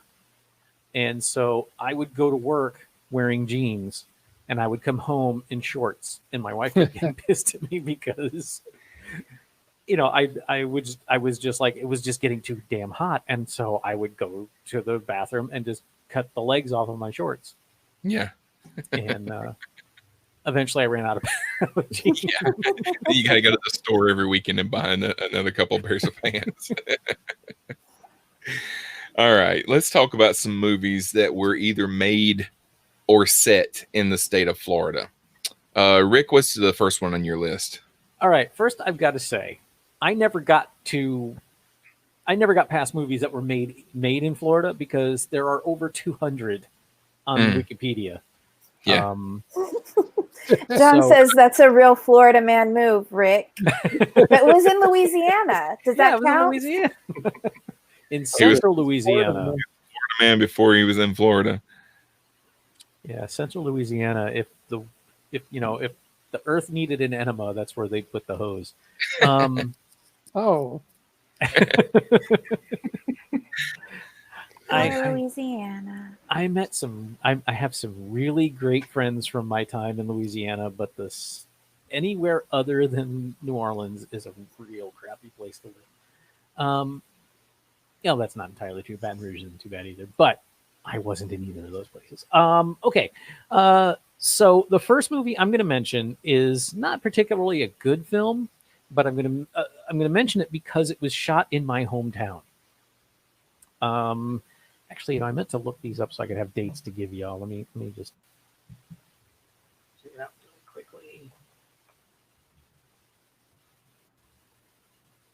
Let's say it was 81. Okay. There's a movie called Body Heat. Starred Catherine Turner and why do these things have Wikipedia? Because she is so wonderful. We should make sure that we get the name right. It's Kathleen Kathleen think, Turner. right? Sorry. Thank you. Kathleen Turner and William Hurt. I honestly don't remember what the movie's about. I saw it, but it was one of those kind of thriller movies that is utterly forgettable. But it was shot in my hometown of Lake Worth, and the theater that I got my start at, the Lake Worth Playhouse in downtown Lake Worth, Florida, was redressed to be whatever theater they had for the movie. It was, and I watched the movie just to see, if you've ever had a movie shot in your hometown, you watch the movie just to see, oh, I've been there. Yeah. And a friend of mine, they had a casting call for extras, and a friend of mine went to it. I think I was working, I couldn't go, or I couldn't be bothered. I honestly don't remember. We're talking, 30 years ago. But she's actually in the film for about half a second. She walks right, if you know to look for her, you see her walk past the camera. So I cannot recommend this movie because I saw it and the plot is utterly forgettable, but it was shot in my hometown of Lake Worth. So Body Heat, check it out. I think I've heard the title before. I don't believe I've ever seen the movie, but Yeah, it's. I mean, it is what it is. It's a Tom, what about you? I've got one. Which one was it? Filmed or set? It was filmed in Florida. I know Scott and I both were watched this a lot as kids. Daryl, or maybe more appropriately, D. A. R. Y. L. So, Sorry, John, you are very right about that movie. About Body Heat. Says it wasn't much beyond Kathleen Turner and William Hurt being hot.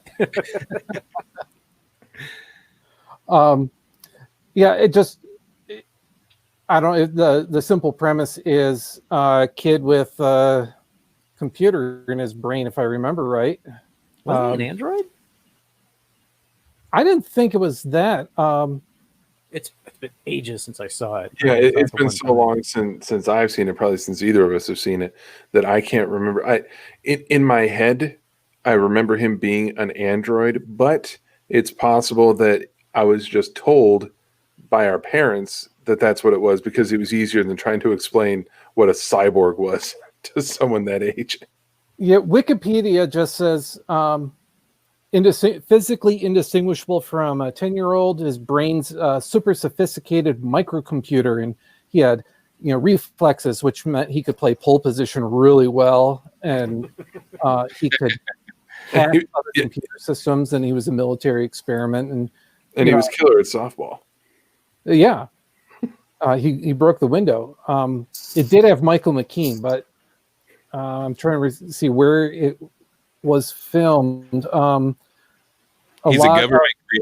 to IMDb, he's a government created robot with superhuman reflexes and mental abilities. Okay.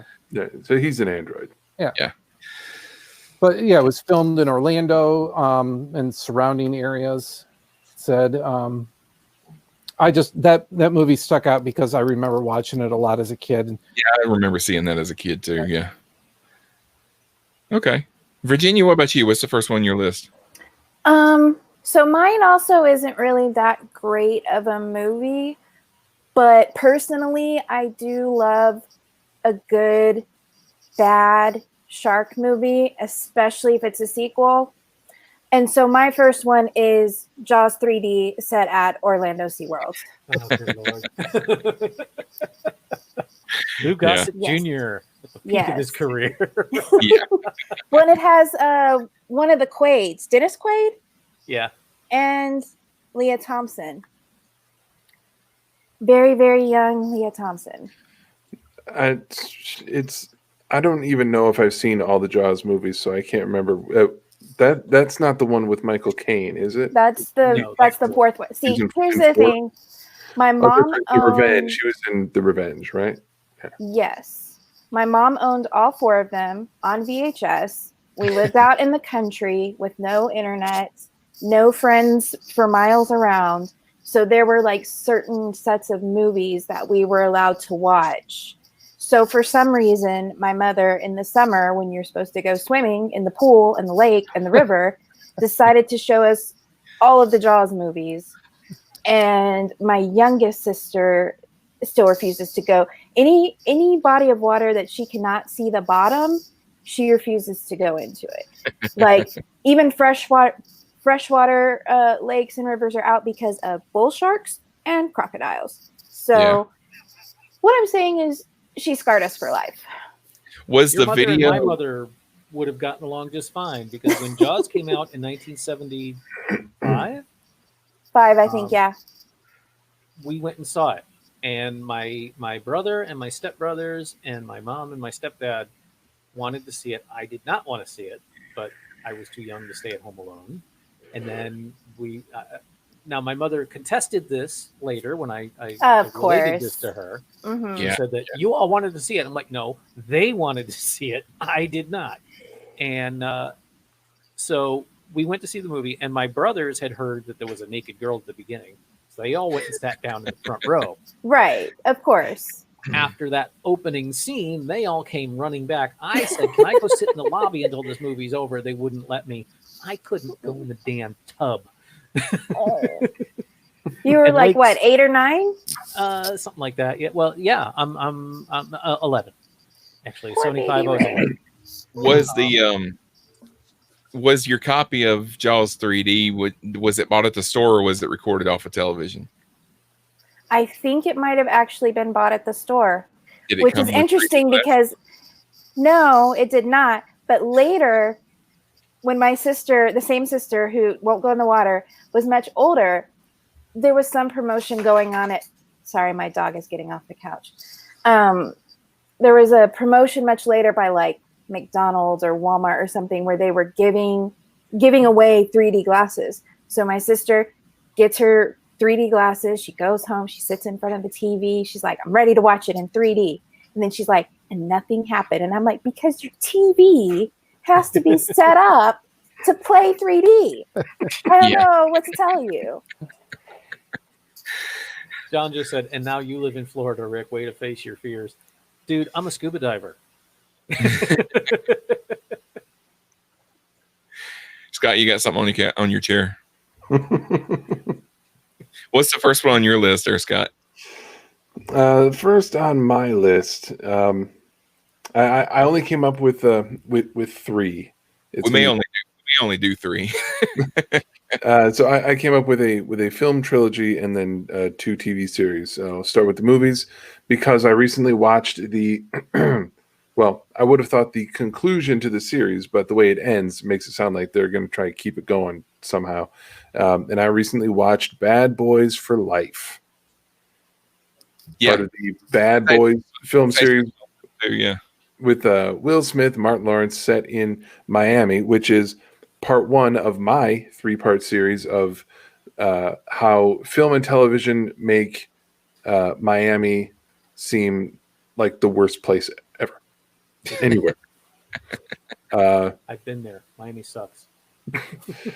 This in conjunction with the 2 series I'm going to talk about, and then some others, like for example CSI Miami. You just assume that at the end of any given month, the entire population has been murdered and replaced by a new population, which will then be murdered next month.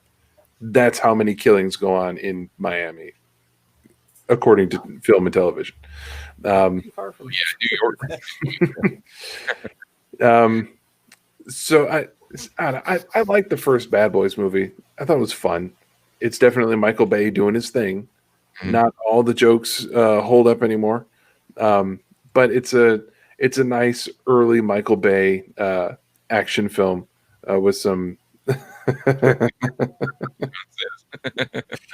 As John says, I'll be your voice, John. # drug dealers and strippers. Yep, that's pretty on brand for Michael Bay. Then you watch Bad Boys 2, and that's when you definitely get a taste of, oh, Michael Bay is just absolutely a 12-year-old boy. Yeah. All the chases are bigger, the explosions are louder, the music is crazier, and the camera angles and the camera movements are nauseating.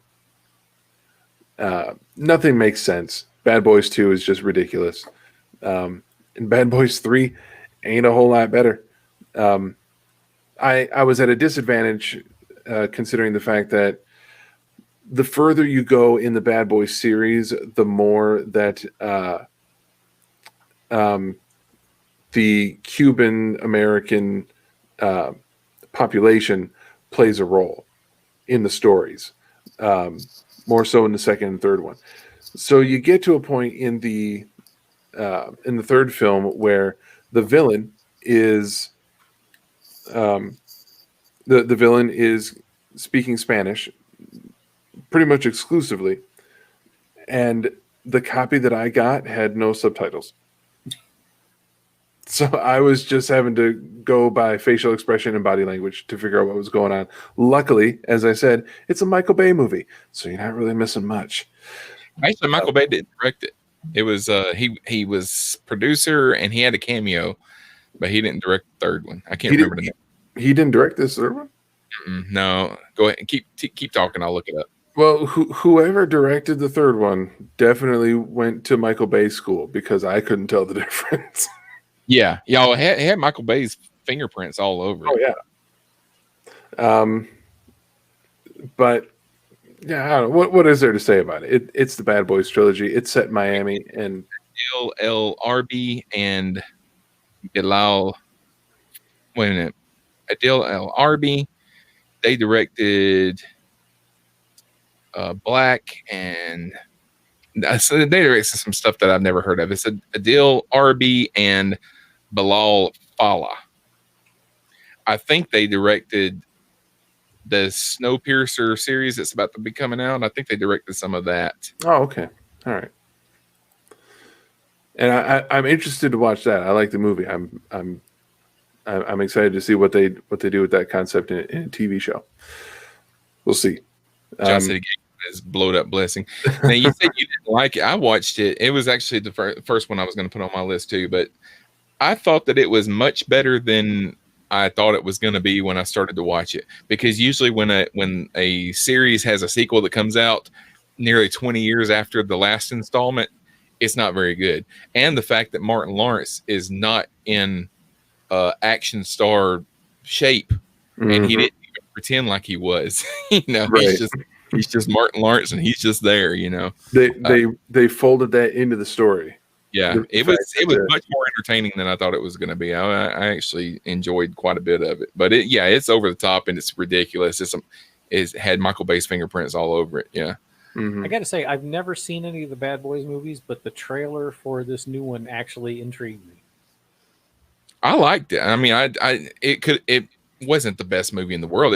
I thought it was better than the second one. I didn't really like the second one. Yeah. The first one is one of my top action films, cop films. You know, I think what hurt the second one, I think, was they were trying to lean really heavy into the humor, and they were trying too hard. Mm. They were going like for some obvious stuff. Like you get a scene where Martin Lawrence accidentally takes ecstasy. Yeah. So you have to spend way too long watching him, act out the high, and they make that a big comedy bit, and that goes on for far too long. If you ever see any memes online about trying to calm yourself with someone saying "woosah," Yeah. that came from the second one. Yeah. Again, goes on way too long. John says the rat scene. Ugh, the rat scene. Yeah. Mm-hmm. Blow So that blessing. you can look at the Bad Boys film series a bit like the 2009 Star Trek series. First one, good. It's a lot of fun. You should watch it. The second one, not so much fun. Don't watch it. The third one, yeah, it's better than the second one. Probably not going to be better than the first one, but worth a watch. The first one that I'll talk about is Ace Ventura: Pet Detective from 1994. When I was 16 years old, this movie was the best thing that I thought I had ever seen. I saw it at least twice in the theaters, and I don't know how many times I watched it when it came out on video. I thought Jim Carrey hung the moon when I was 16.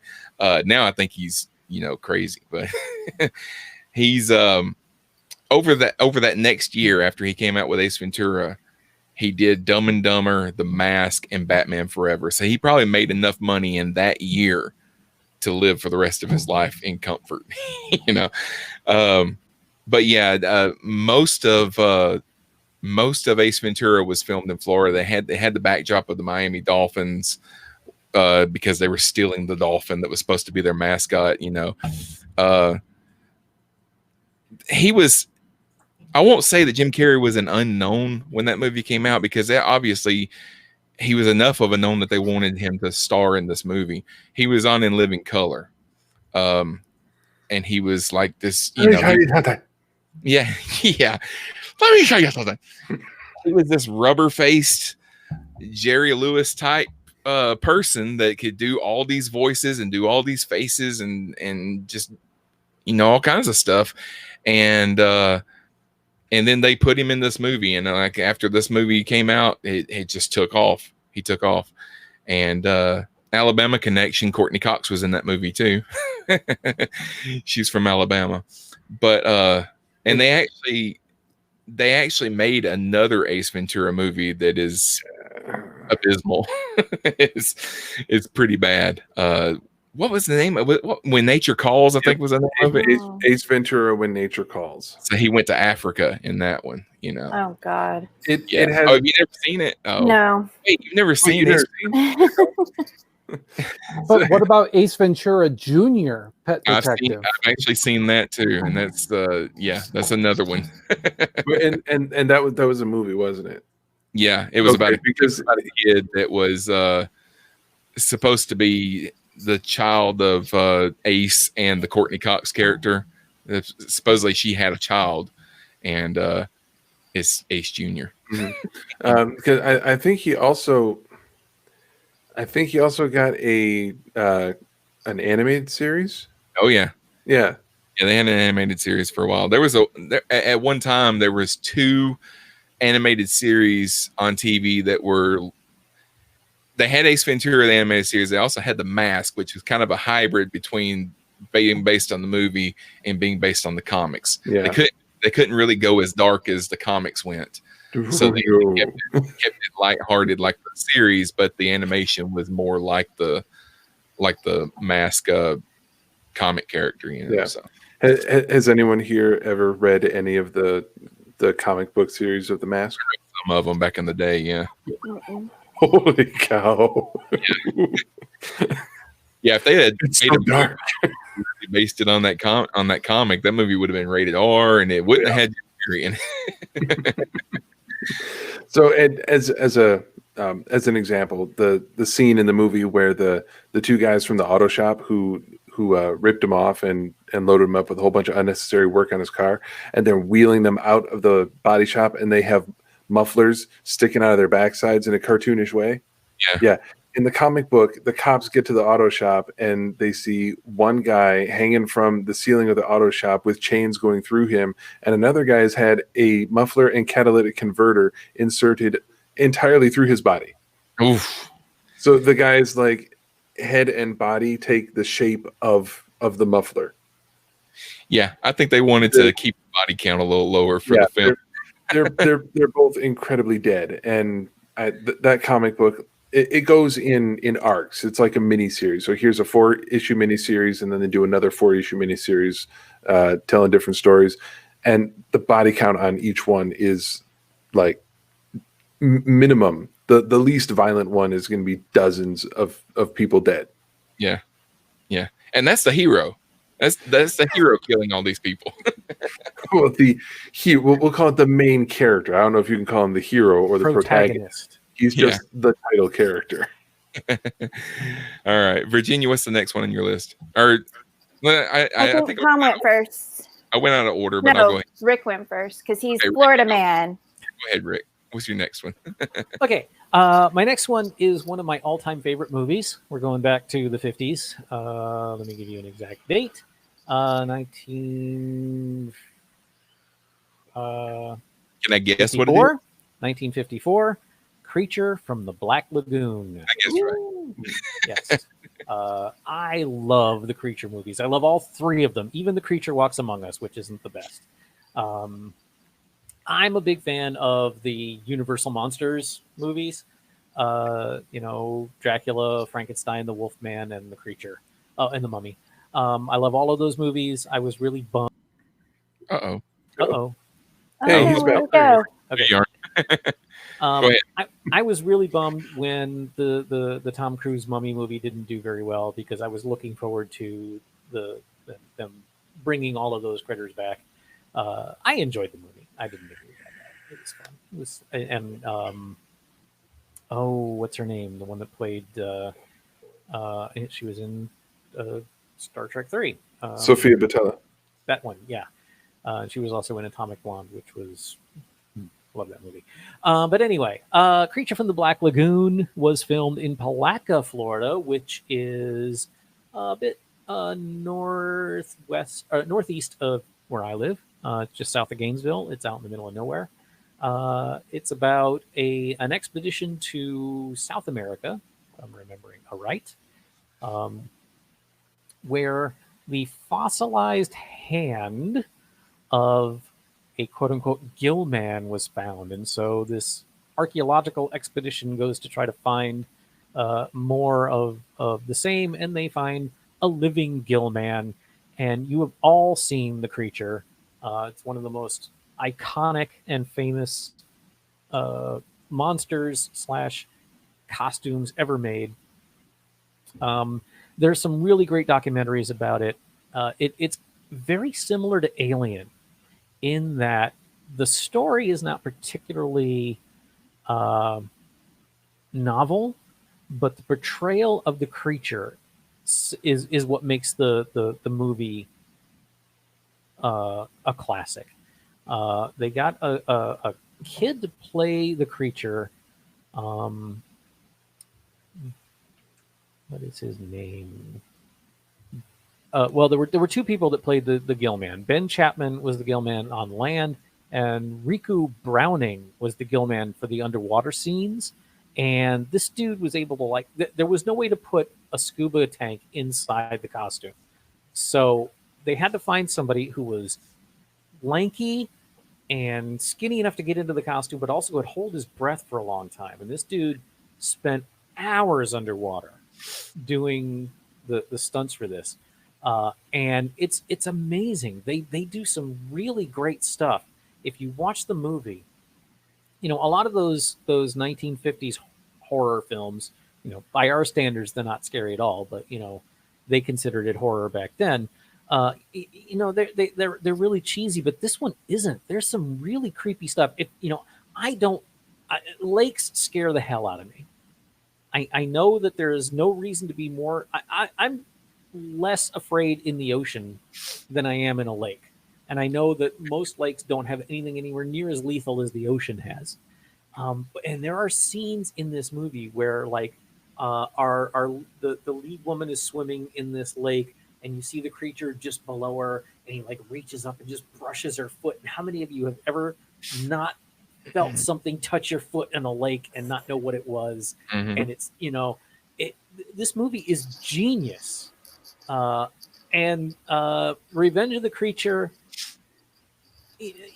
as they go on, they get cheesier, and The Creature Walks Among Us is just really crappy, but they're so much fun, and they take me right back to my childhood. And I really enjoy the Creature from the Black Lagoon is a classic, and it thoroughly deserves to be one. Were they all filmed in Florida? I don't know about the other two. I didn't look them up. I know we covered the first one in the Halloween episode we did a couple years ago, where we talked about classic horror movies. Yeah. Yeah, it's good. And also, I wonder if it's in this. The creature mask was attributed to. Oh, heck.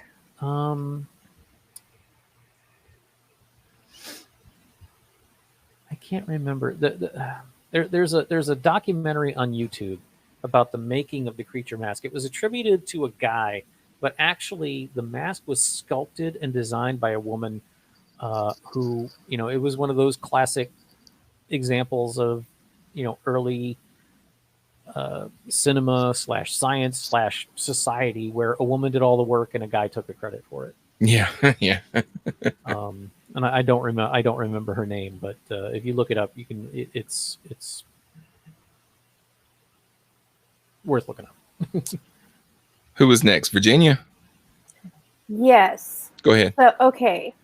So if, like me, you grew up in the 80s and you spent any amount of time at your grandmother's house, you're probably familiar with a show called The Golden Girls, set in Miami. We didn't have to go to our grandparents' house. We just stayed home. Mom loved that show. Yeah. I watch it now and I'm like, what in the hell was my grandmother thinking? There's so many like innuendos and even like explicit comments. I'm like, I was like 7. I didn't realize what was happening. Yeah. But that's what made it so groundbreaking was it was these 4 older women, 3 widows, 1 divorced woman. And they weren't like just doddering away in an old age home. Like No, they were out. They were out dating men and doing their own thing and charity work and still having jobs and everything. Like it was something that you didn't see a whole lot of before then. So I look at it now and I'm like, oh yeah, that's great. Why was my grandmother letting me watch that? I have no idea. But you know what's so funny? John said he thought you were going to talk about Flipper when you started talking about your grandmother's house. Virginia, yes. have you seen on Facebook the Golden Girls scenes in the pandemic? The Golden Girls scenes. Someone's Oh, it right. wasn't like picture it, Florida 2020 or something like Oh that. yeah, I've seen that. That's pretty funny. Yeah, I really enjoy the Golden Girls. One of the funniest things about that is Sophia, the mom, was the youngest of the bunch. I know, Yeah. right? And Yeah. Betty White is the oldest, and she's outlived all of them. Betty White is almost 100 years old, and when you think about it, she was playing a woman at retirement age 30 years ago on the Golden Girls. Mhm. You know, that's amazing. Yeah, she's outlived everybody on that show. I don't know like if I that wanna- meme that says, technically, Betty White was born before sliced bread, so sliced bread is the best thing since Betty White. I don't know if this is politic to admit, but you know, I never noticed it before. But maybe being, I'll be 56 in 4 days. Rue McClanahan was hot. She was. And Betty noticed White's that legs. There's one episode where they're like doing like a tap dance, and Betty White's legs are amazing. I mean, how? There was an episode of the Golden Girls where George Clooney and Quentin Tarantino were both extras in that episode That's a as great Elvis episode. impersonators. Yeah. That's one of the first shows that I remember there being a spinoff, because there was a show that came on right after that called Empty Nest. Yep. That it was their neighbor. John says, He had agree another to show. disagree about Rue. Disagree. But you're right about Betty White's legs, he I know, says. back when the show was new, and Tom and I were just kind of being exposed to it by just being in the house while Mom would record episodes, go back, rewatch them as much as she wanted. You see the ladies on the show, and as a kid you think, oh, they're all old, but now, and Rick, you're talking about how you're going to be aging in a few days. In 1 week, 1 week from today, I'll be 41, and I would take 1980s Rue McClanahan out for dinner. Sure, maybe I think it would be more than dinner maybe not 2020. if Blanche had anything to do with it. Well, yeah. See, that's the thing. It would be more than dinner if I was taking Blanche out to dinner. So I'm going to have to disagree with John on that. And I'm not going to say I would pick her over anybody, but I don't see as much wrong with her these days as I did back when I was 10. John says she's a hoe. Rue McClanahan and Betty White, that wasn't their first pairing. They used to be on another show that I used to love called Mama's Family Yep. Yep. back in the day. Does anyone remember Betty White as Sue Ann Nivens from the Mary Tyler Moore Show? Yeah. Mhm. Yes. Yeah. Well, I mean, I don't remember it, but I've seen it. Here's Oh, the shut up, you interesting kids. thing.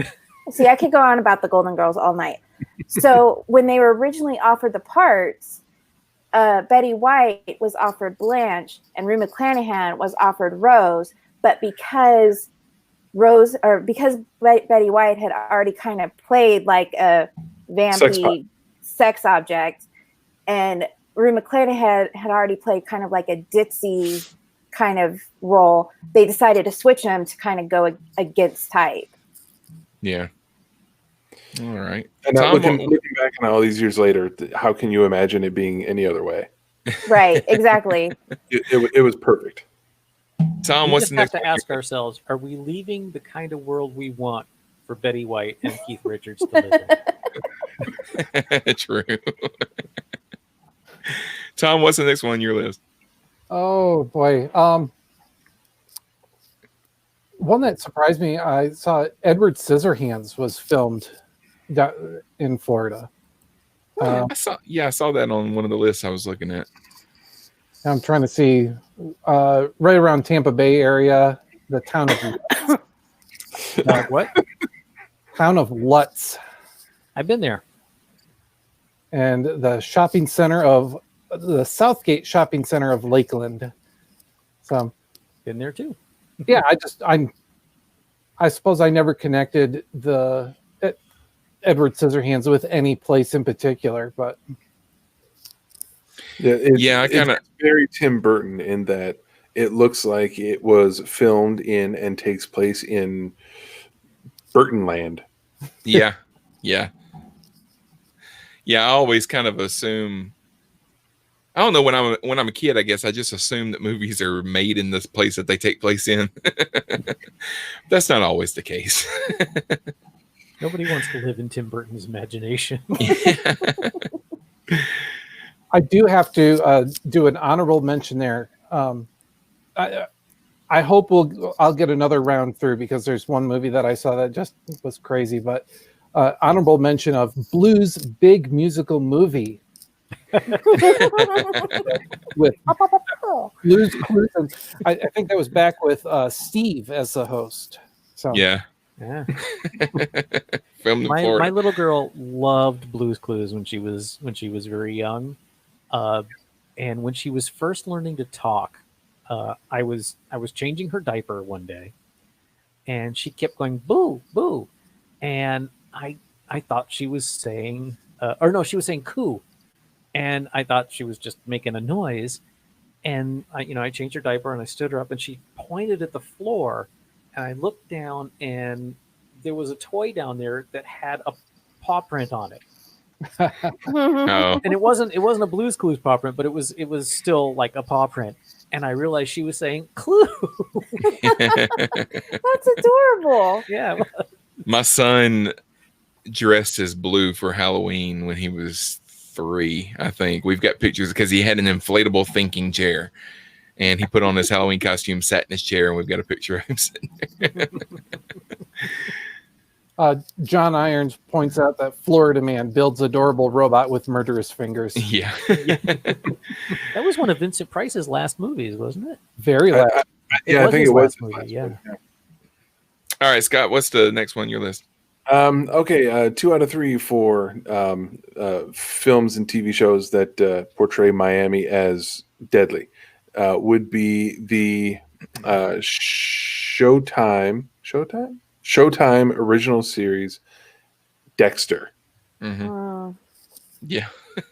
with Michael C. Hall and a bunch of other people, following main character Dexter Morgan as a blood spatter analysis expert with the Miami Police Department, and his sister, who is a Miami PD detective, and they're working cases and they're tracking down serial killers, all the while he is himself a serial killer. Dun dun dun. Sorry, I thought you needed that effect. Person who murders 3 or more people, Excuse me. usually in service of abnormal psychological gratification, with the murders taking place. Why is Siri talking? Would you like to hear more? No, Siri, I don't want to hear more about serial killers. Oh, serial I found killers. this on the web for Oh my God, Siri. Okay, so That's going to show up on your search history. Yeah, like when you say serial killer and Siri's like, yes.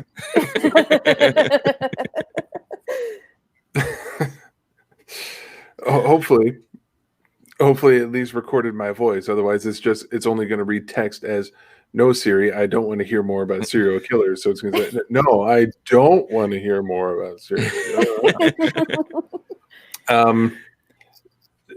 Dexter was a great show. The first season was fantastic. Second and third were good.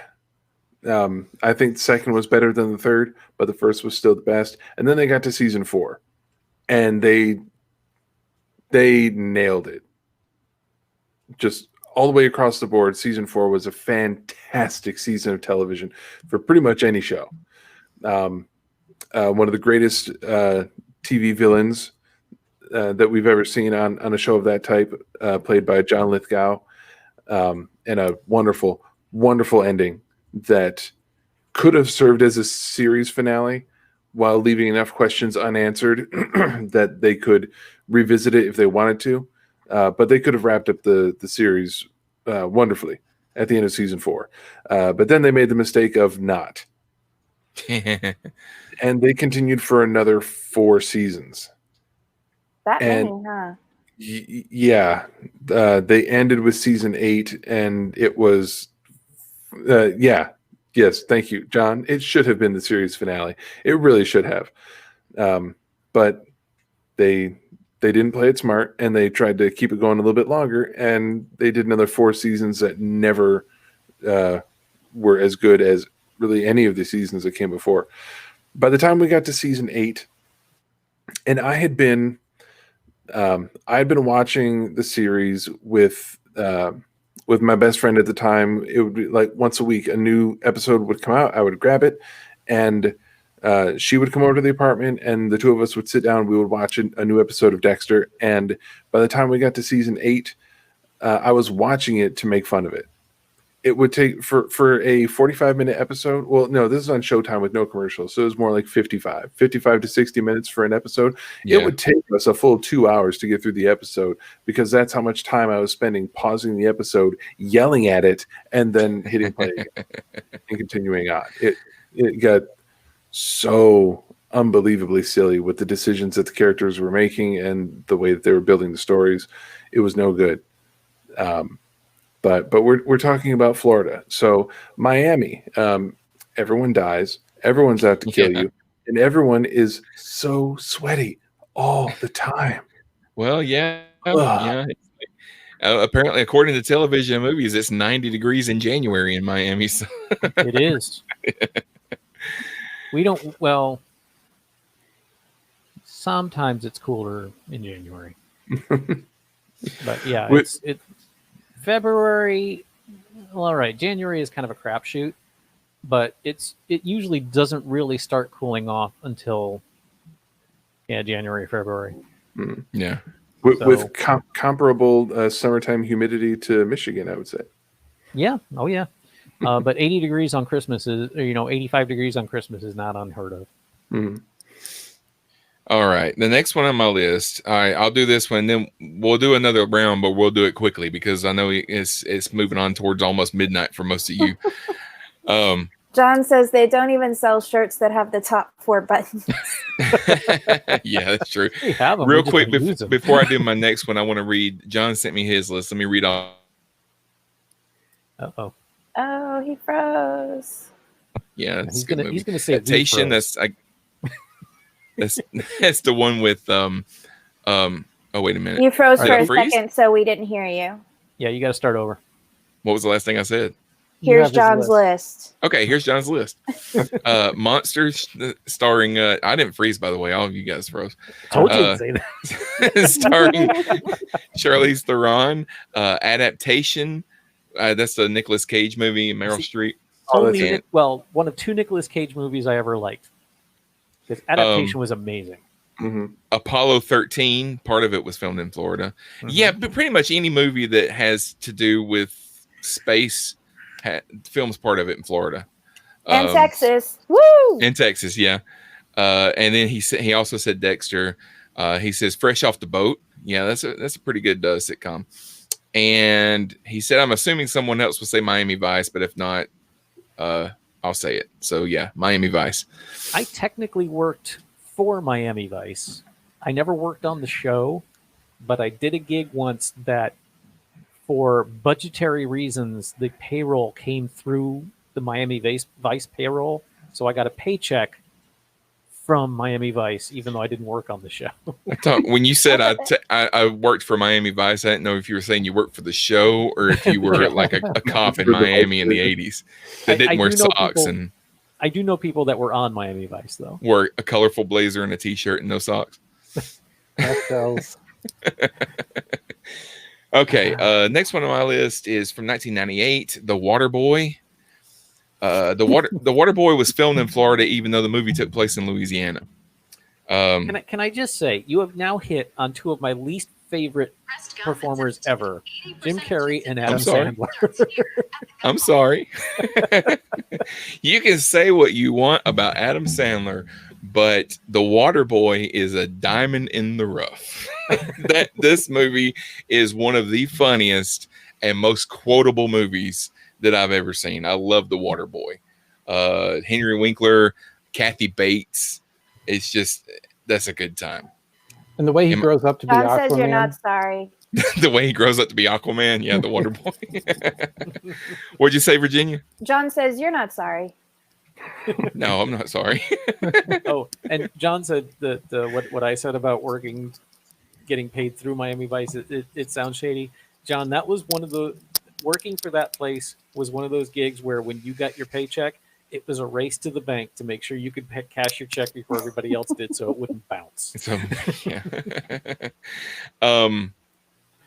Have any of you guys? I mean, I'm sure you guys have seen The Water Boy, right? Yeah.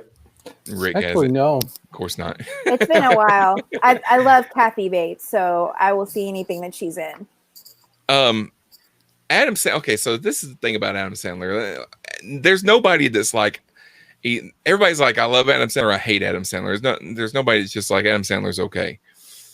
Adam Sandler makes movies that Adam Sandler likes. So sometimes they're really good, sometimes they're stupid, but Adam Sandler wanted to do it and he got paid for it, so it's whatever. But he had a string of movies in the 90s and into the early 2000s that I thought were really good. The suck fest of Adam Sandler came after that. Grown Ups. What was the Big Daddy? What was it called? Big Daddy? Big There was Daddy. one Big called Daddy was Big one of Daddy. his. I sat through 20 minutes of that film, and then I was at a friend's house, and the bunch of us, they all voted to watch this movie. I watched 20 minutes of it, and then I went out and sat by the pool for an hour until they were done, because I would rather just look at nothing than that piece of celluloid. And that movie crap. was actually it's Mr. Deeds was the one that was a remake of an old movie. Mm-hmm. But he's got a new movie out called Uncut Gems. That's not a comedy, and it's a big departure for him, and it's actually a pretty good movie. I've heard a lot of good things about it, and seeing an apparently more serious turn from Adam Sandler in that makes me think. It makes me think of Punch Drunk Love, written directed by Paul Thomas Anderson, Yeah. writer director of Boogie Nights, Magnolia, There Will Be Blood, and he did. Excuse me. Anderson made Boogie Nights, and he cast Mark Wahlberg in the lead. And by then, he still had a whole lot of Marky Mark on him. So people look at that and they think, who puts Marky Mark as the headlining lead in a movie? And then Anderson pulled such an incredible performance out of Mark Wahlberg for that movie. It was just absolutely killer. So to see him do something similar with Adam Sandler, I got really excited. Now, Punch Drunk Love it's less remarkable than Boogie Nights, but it's still a really well-made film, and it's a good watch. Mhm. So if you want to see Adam Sandler do something that's different than Billy Madison or Happy Gilmore or and Pixels. the characters, it's not that. If you want to see him do something other I than will those, defend Pixels to the death. I actually don't mind it. We watched it last week. I did not mind Pixels. I thought it was incredibly stupid, but it was very, very fun. I mean, any movies you've got Kevin James playing the president, who's also the best friend of this video game guy. Hey, my best friend grew up to be the president. guess what? You're not his best friend anymore. Yeah. All right. Okay, so we'll go back around and give one more and give it quickly. And I'll go ahead and give my last one. Day of the Dead, which is my least favorite of the Romero Dead films, but my least favorite of my favorite horror series is Not Too Bad. It has some disturbing visuals, but it's I don't know. It's a good movie. It's just not the best Dead movie. And my favorite story about that movie is that the zombies. There's one scene where they're all they're eating flesh, and they had some meat that they were going to have the extras that were dressed as zombies eating on camera, and they left it in the refrigerator over the weekend to come back on Monday and record the scene. The refrigerator went out over the weekend, all the meat spoiled, but they're like, well, we still got to record the scene. So they made all these extras put all this rotten meat in their mouth to film this scene. So they were trying to look zombie-like, but actually very disgusted putting this rancid meat in their mouth and everything. That's disgusting. Yeah, it was bad. It was bad, but hey, that's Not Hollywood. worth Sometimes. $75 a day. Jesus. Yeah, I've heard that story already, so yeah. prepared for it. But, It's all the stuff that was above ground was filmed in Florida. All the stuff that's in the bunker, which is most of the movie, was filmed in Philadelphia. But that's it. So, Rick, what's your last one? Okay, the last one I've got.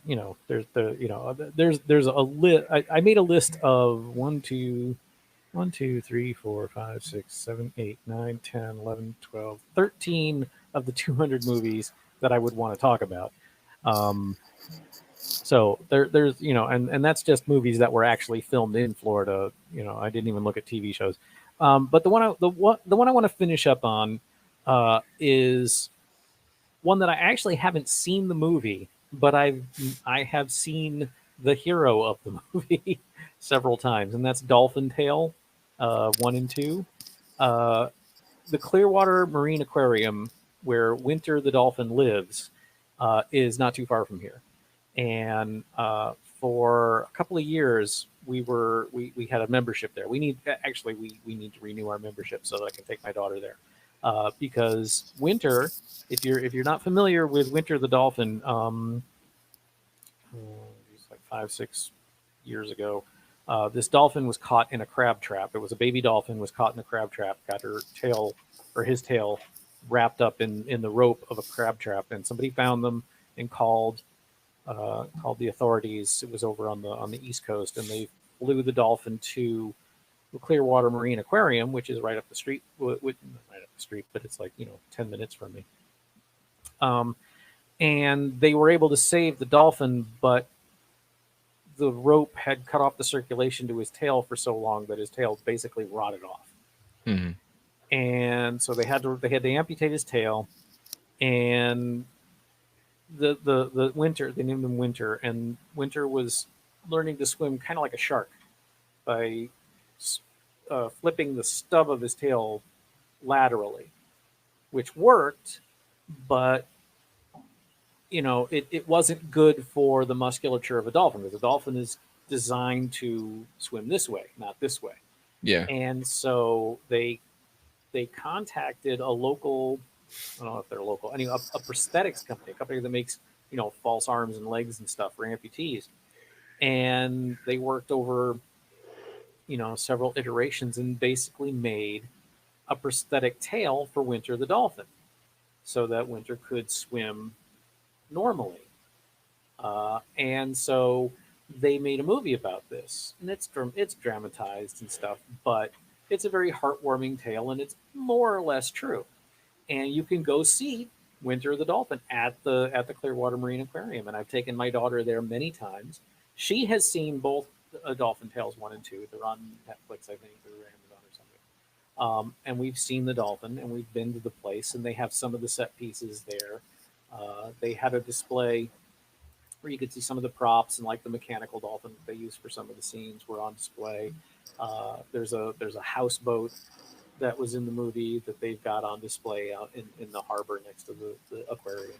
And it's just a really cool, wonderful, heartwarming, true story of this dolphin that would have died. It was a baby. Its mother had abandoned it.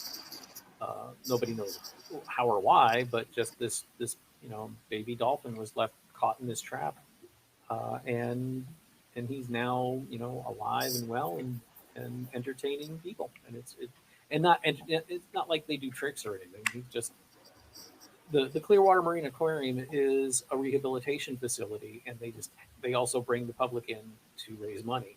Yeah. And so it's not like Winter doesn't like jump up and hit balls with his nose and stuff like that.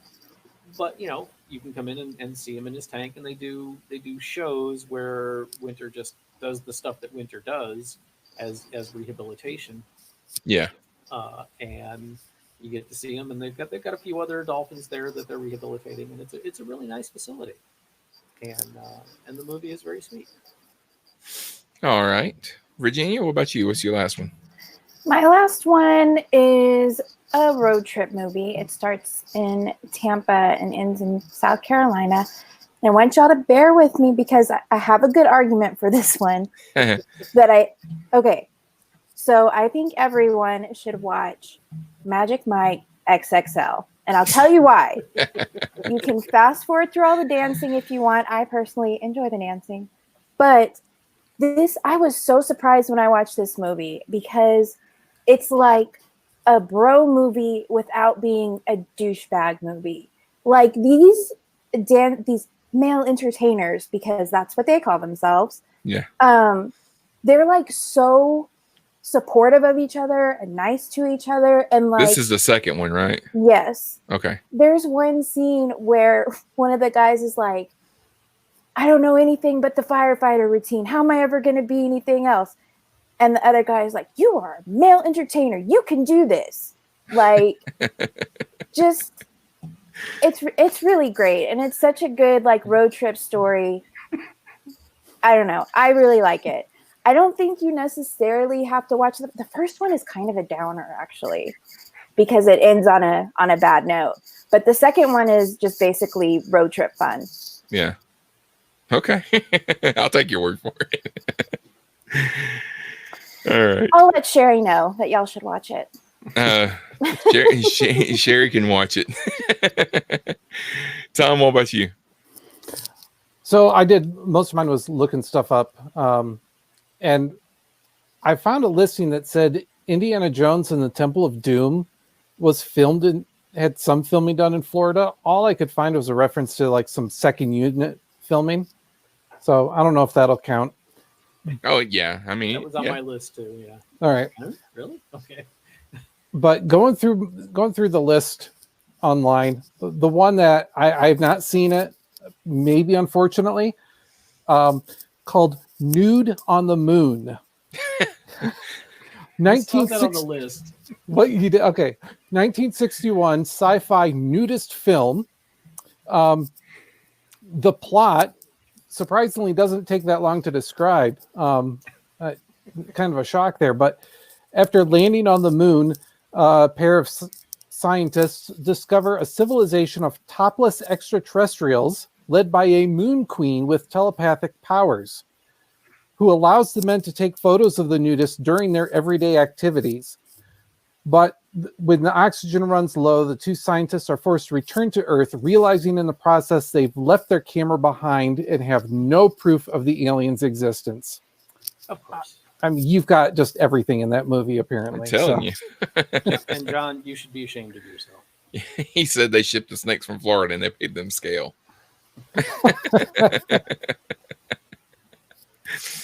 Okay. Yeah, if Nude on the Moon is available anywhere to view. I didn't look that far, but You know what? Let me look on Just Watch and I'll tell you. In There the were- meantime, well, there's also ahead. Frankenstein Meets the Space Monster. So That one I think I want to see. I wanted to bring up a Tarzan movie because I know they filmed Tarzan movies in Florida because I saw the set when I was a kid, but I don't know which one it was. There were a couple listed in the Wikipedia. It was Tarzan, like Tarzan's Revenge or something like that, and then there was one called Tarzan and the Brown Prince, which I'm almost afraid to look up. Nude on the Moon is not streaming anywhere. Alas, it's a crime. It doesn't appear to be available anywhere. Okay. must be Scott, held up with licensing. what's your last one? So I was too busy looking for a nude on the moon. Sorry. All right, we're back. Okay, part 3 of Miami Will Kill You is the 7-season long USA original series Burn Notice. Oh, wait. Nude on the Moon is on YouTube. Ah, okay. It's an hour and 10 minutes long. Well, wait a minute. If it's on YouTube, I don't know if it's. nude, can it? Don't ask questions. Don't point it out or they'll take it off. Oh, man. Okay. That's some bad graphics. Go ahead. I'm sorry. So Burn Notice is one of those shows that you know some people know about it, but it may not be the most well-known show. And thank you, John. I thought it was pretty good. It quickly got very formulaic to the point where you knew what was going to happen. You can only take that premise so far for so long. But it's all set in Miami. A former CIA asset, essentially a spy, is given what is called in the intelligence community a burn notice, which means he can't work. They have cut off all of his support. They've left him out in the cold, and he cannot be utilized by the intelligence agency, so he's on his own. He ends up he finds himself back home in Miami where he grew up, having to try to figure out who ruined his career and why, and how to get his life back, essentially. But because it's a basic cable procedural, yes, it owned its formula for sure. And because it was a basic cable procedural, you have to have a different case or a different story every week. And then at the beginning, one scene in the middle, and then another scene at the end will address the overarching story that goes through the whole season. But everything else is going to deal with the case of the week.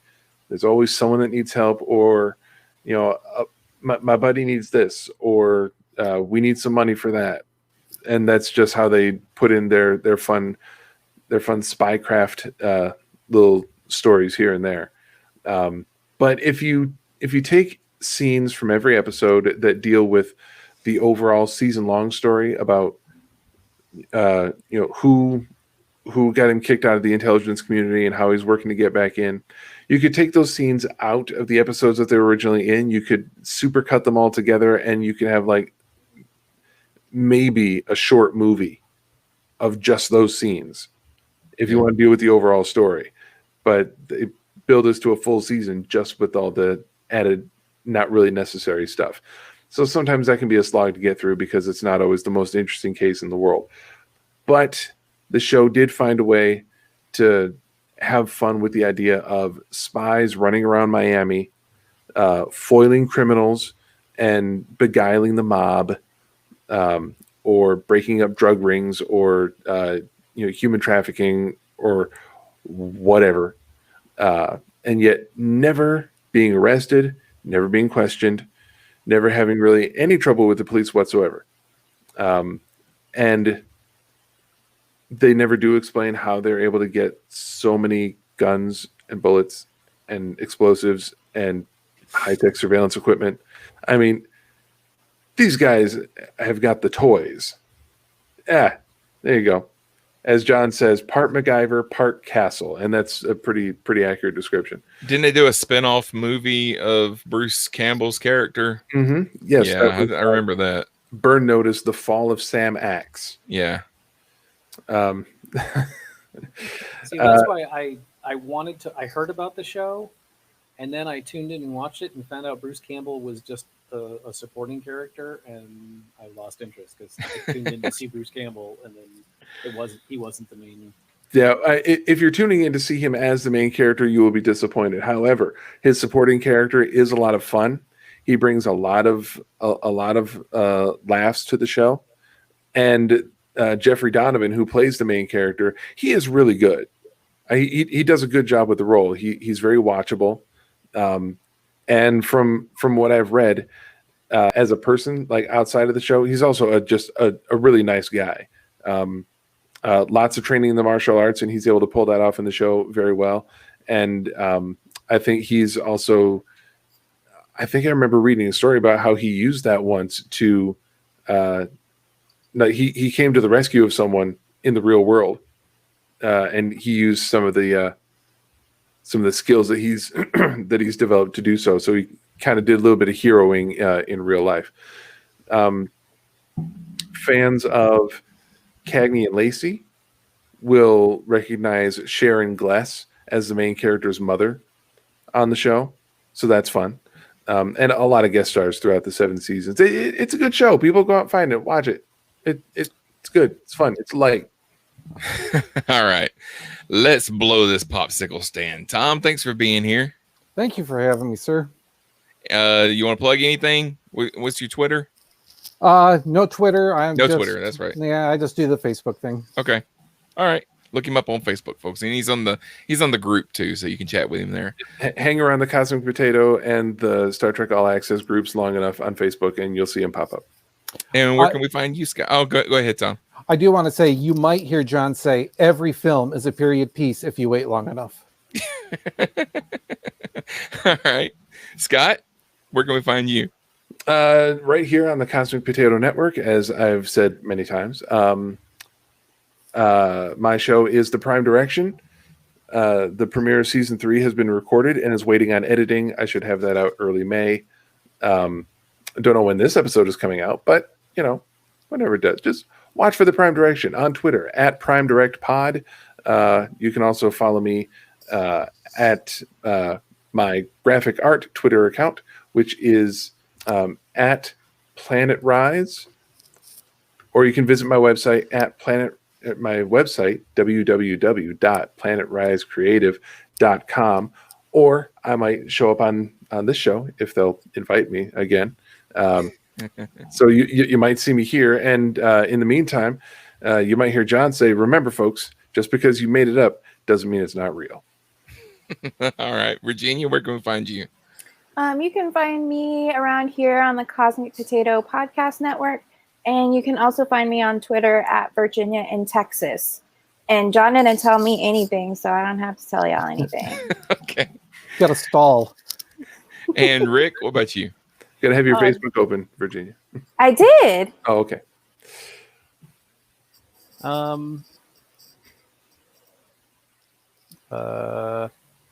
Yeah, no, I haven't got anything with Johnny.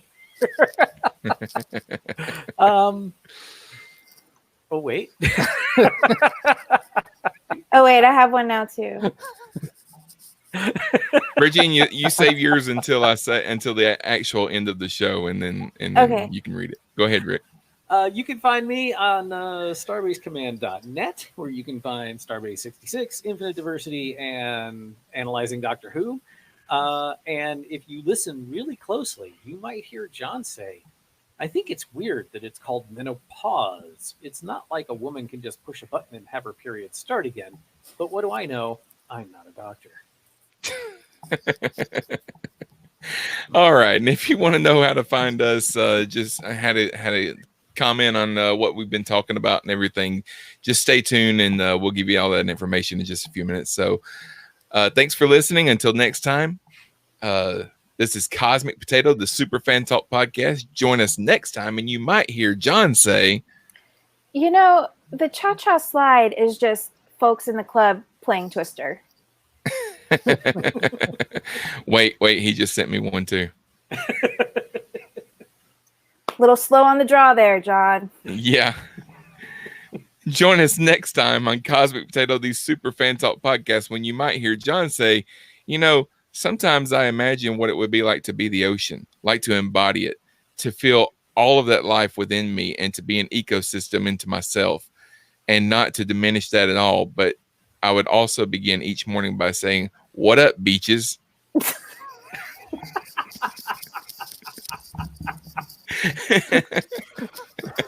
Too much. This is too That was much. getting really deep for a minute. And And then ruined. That is far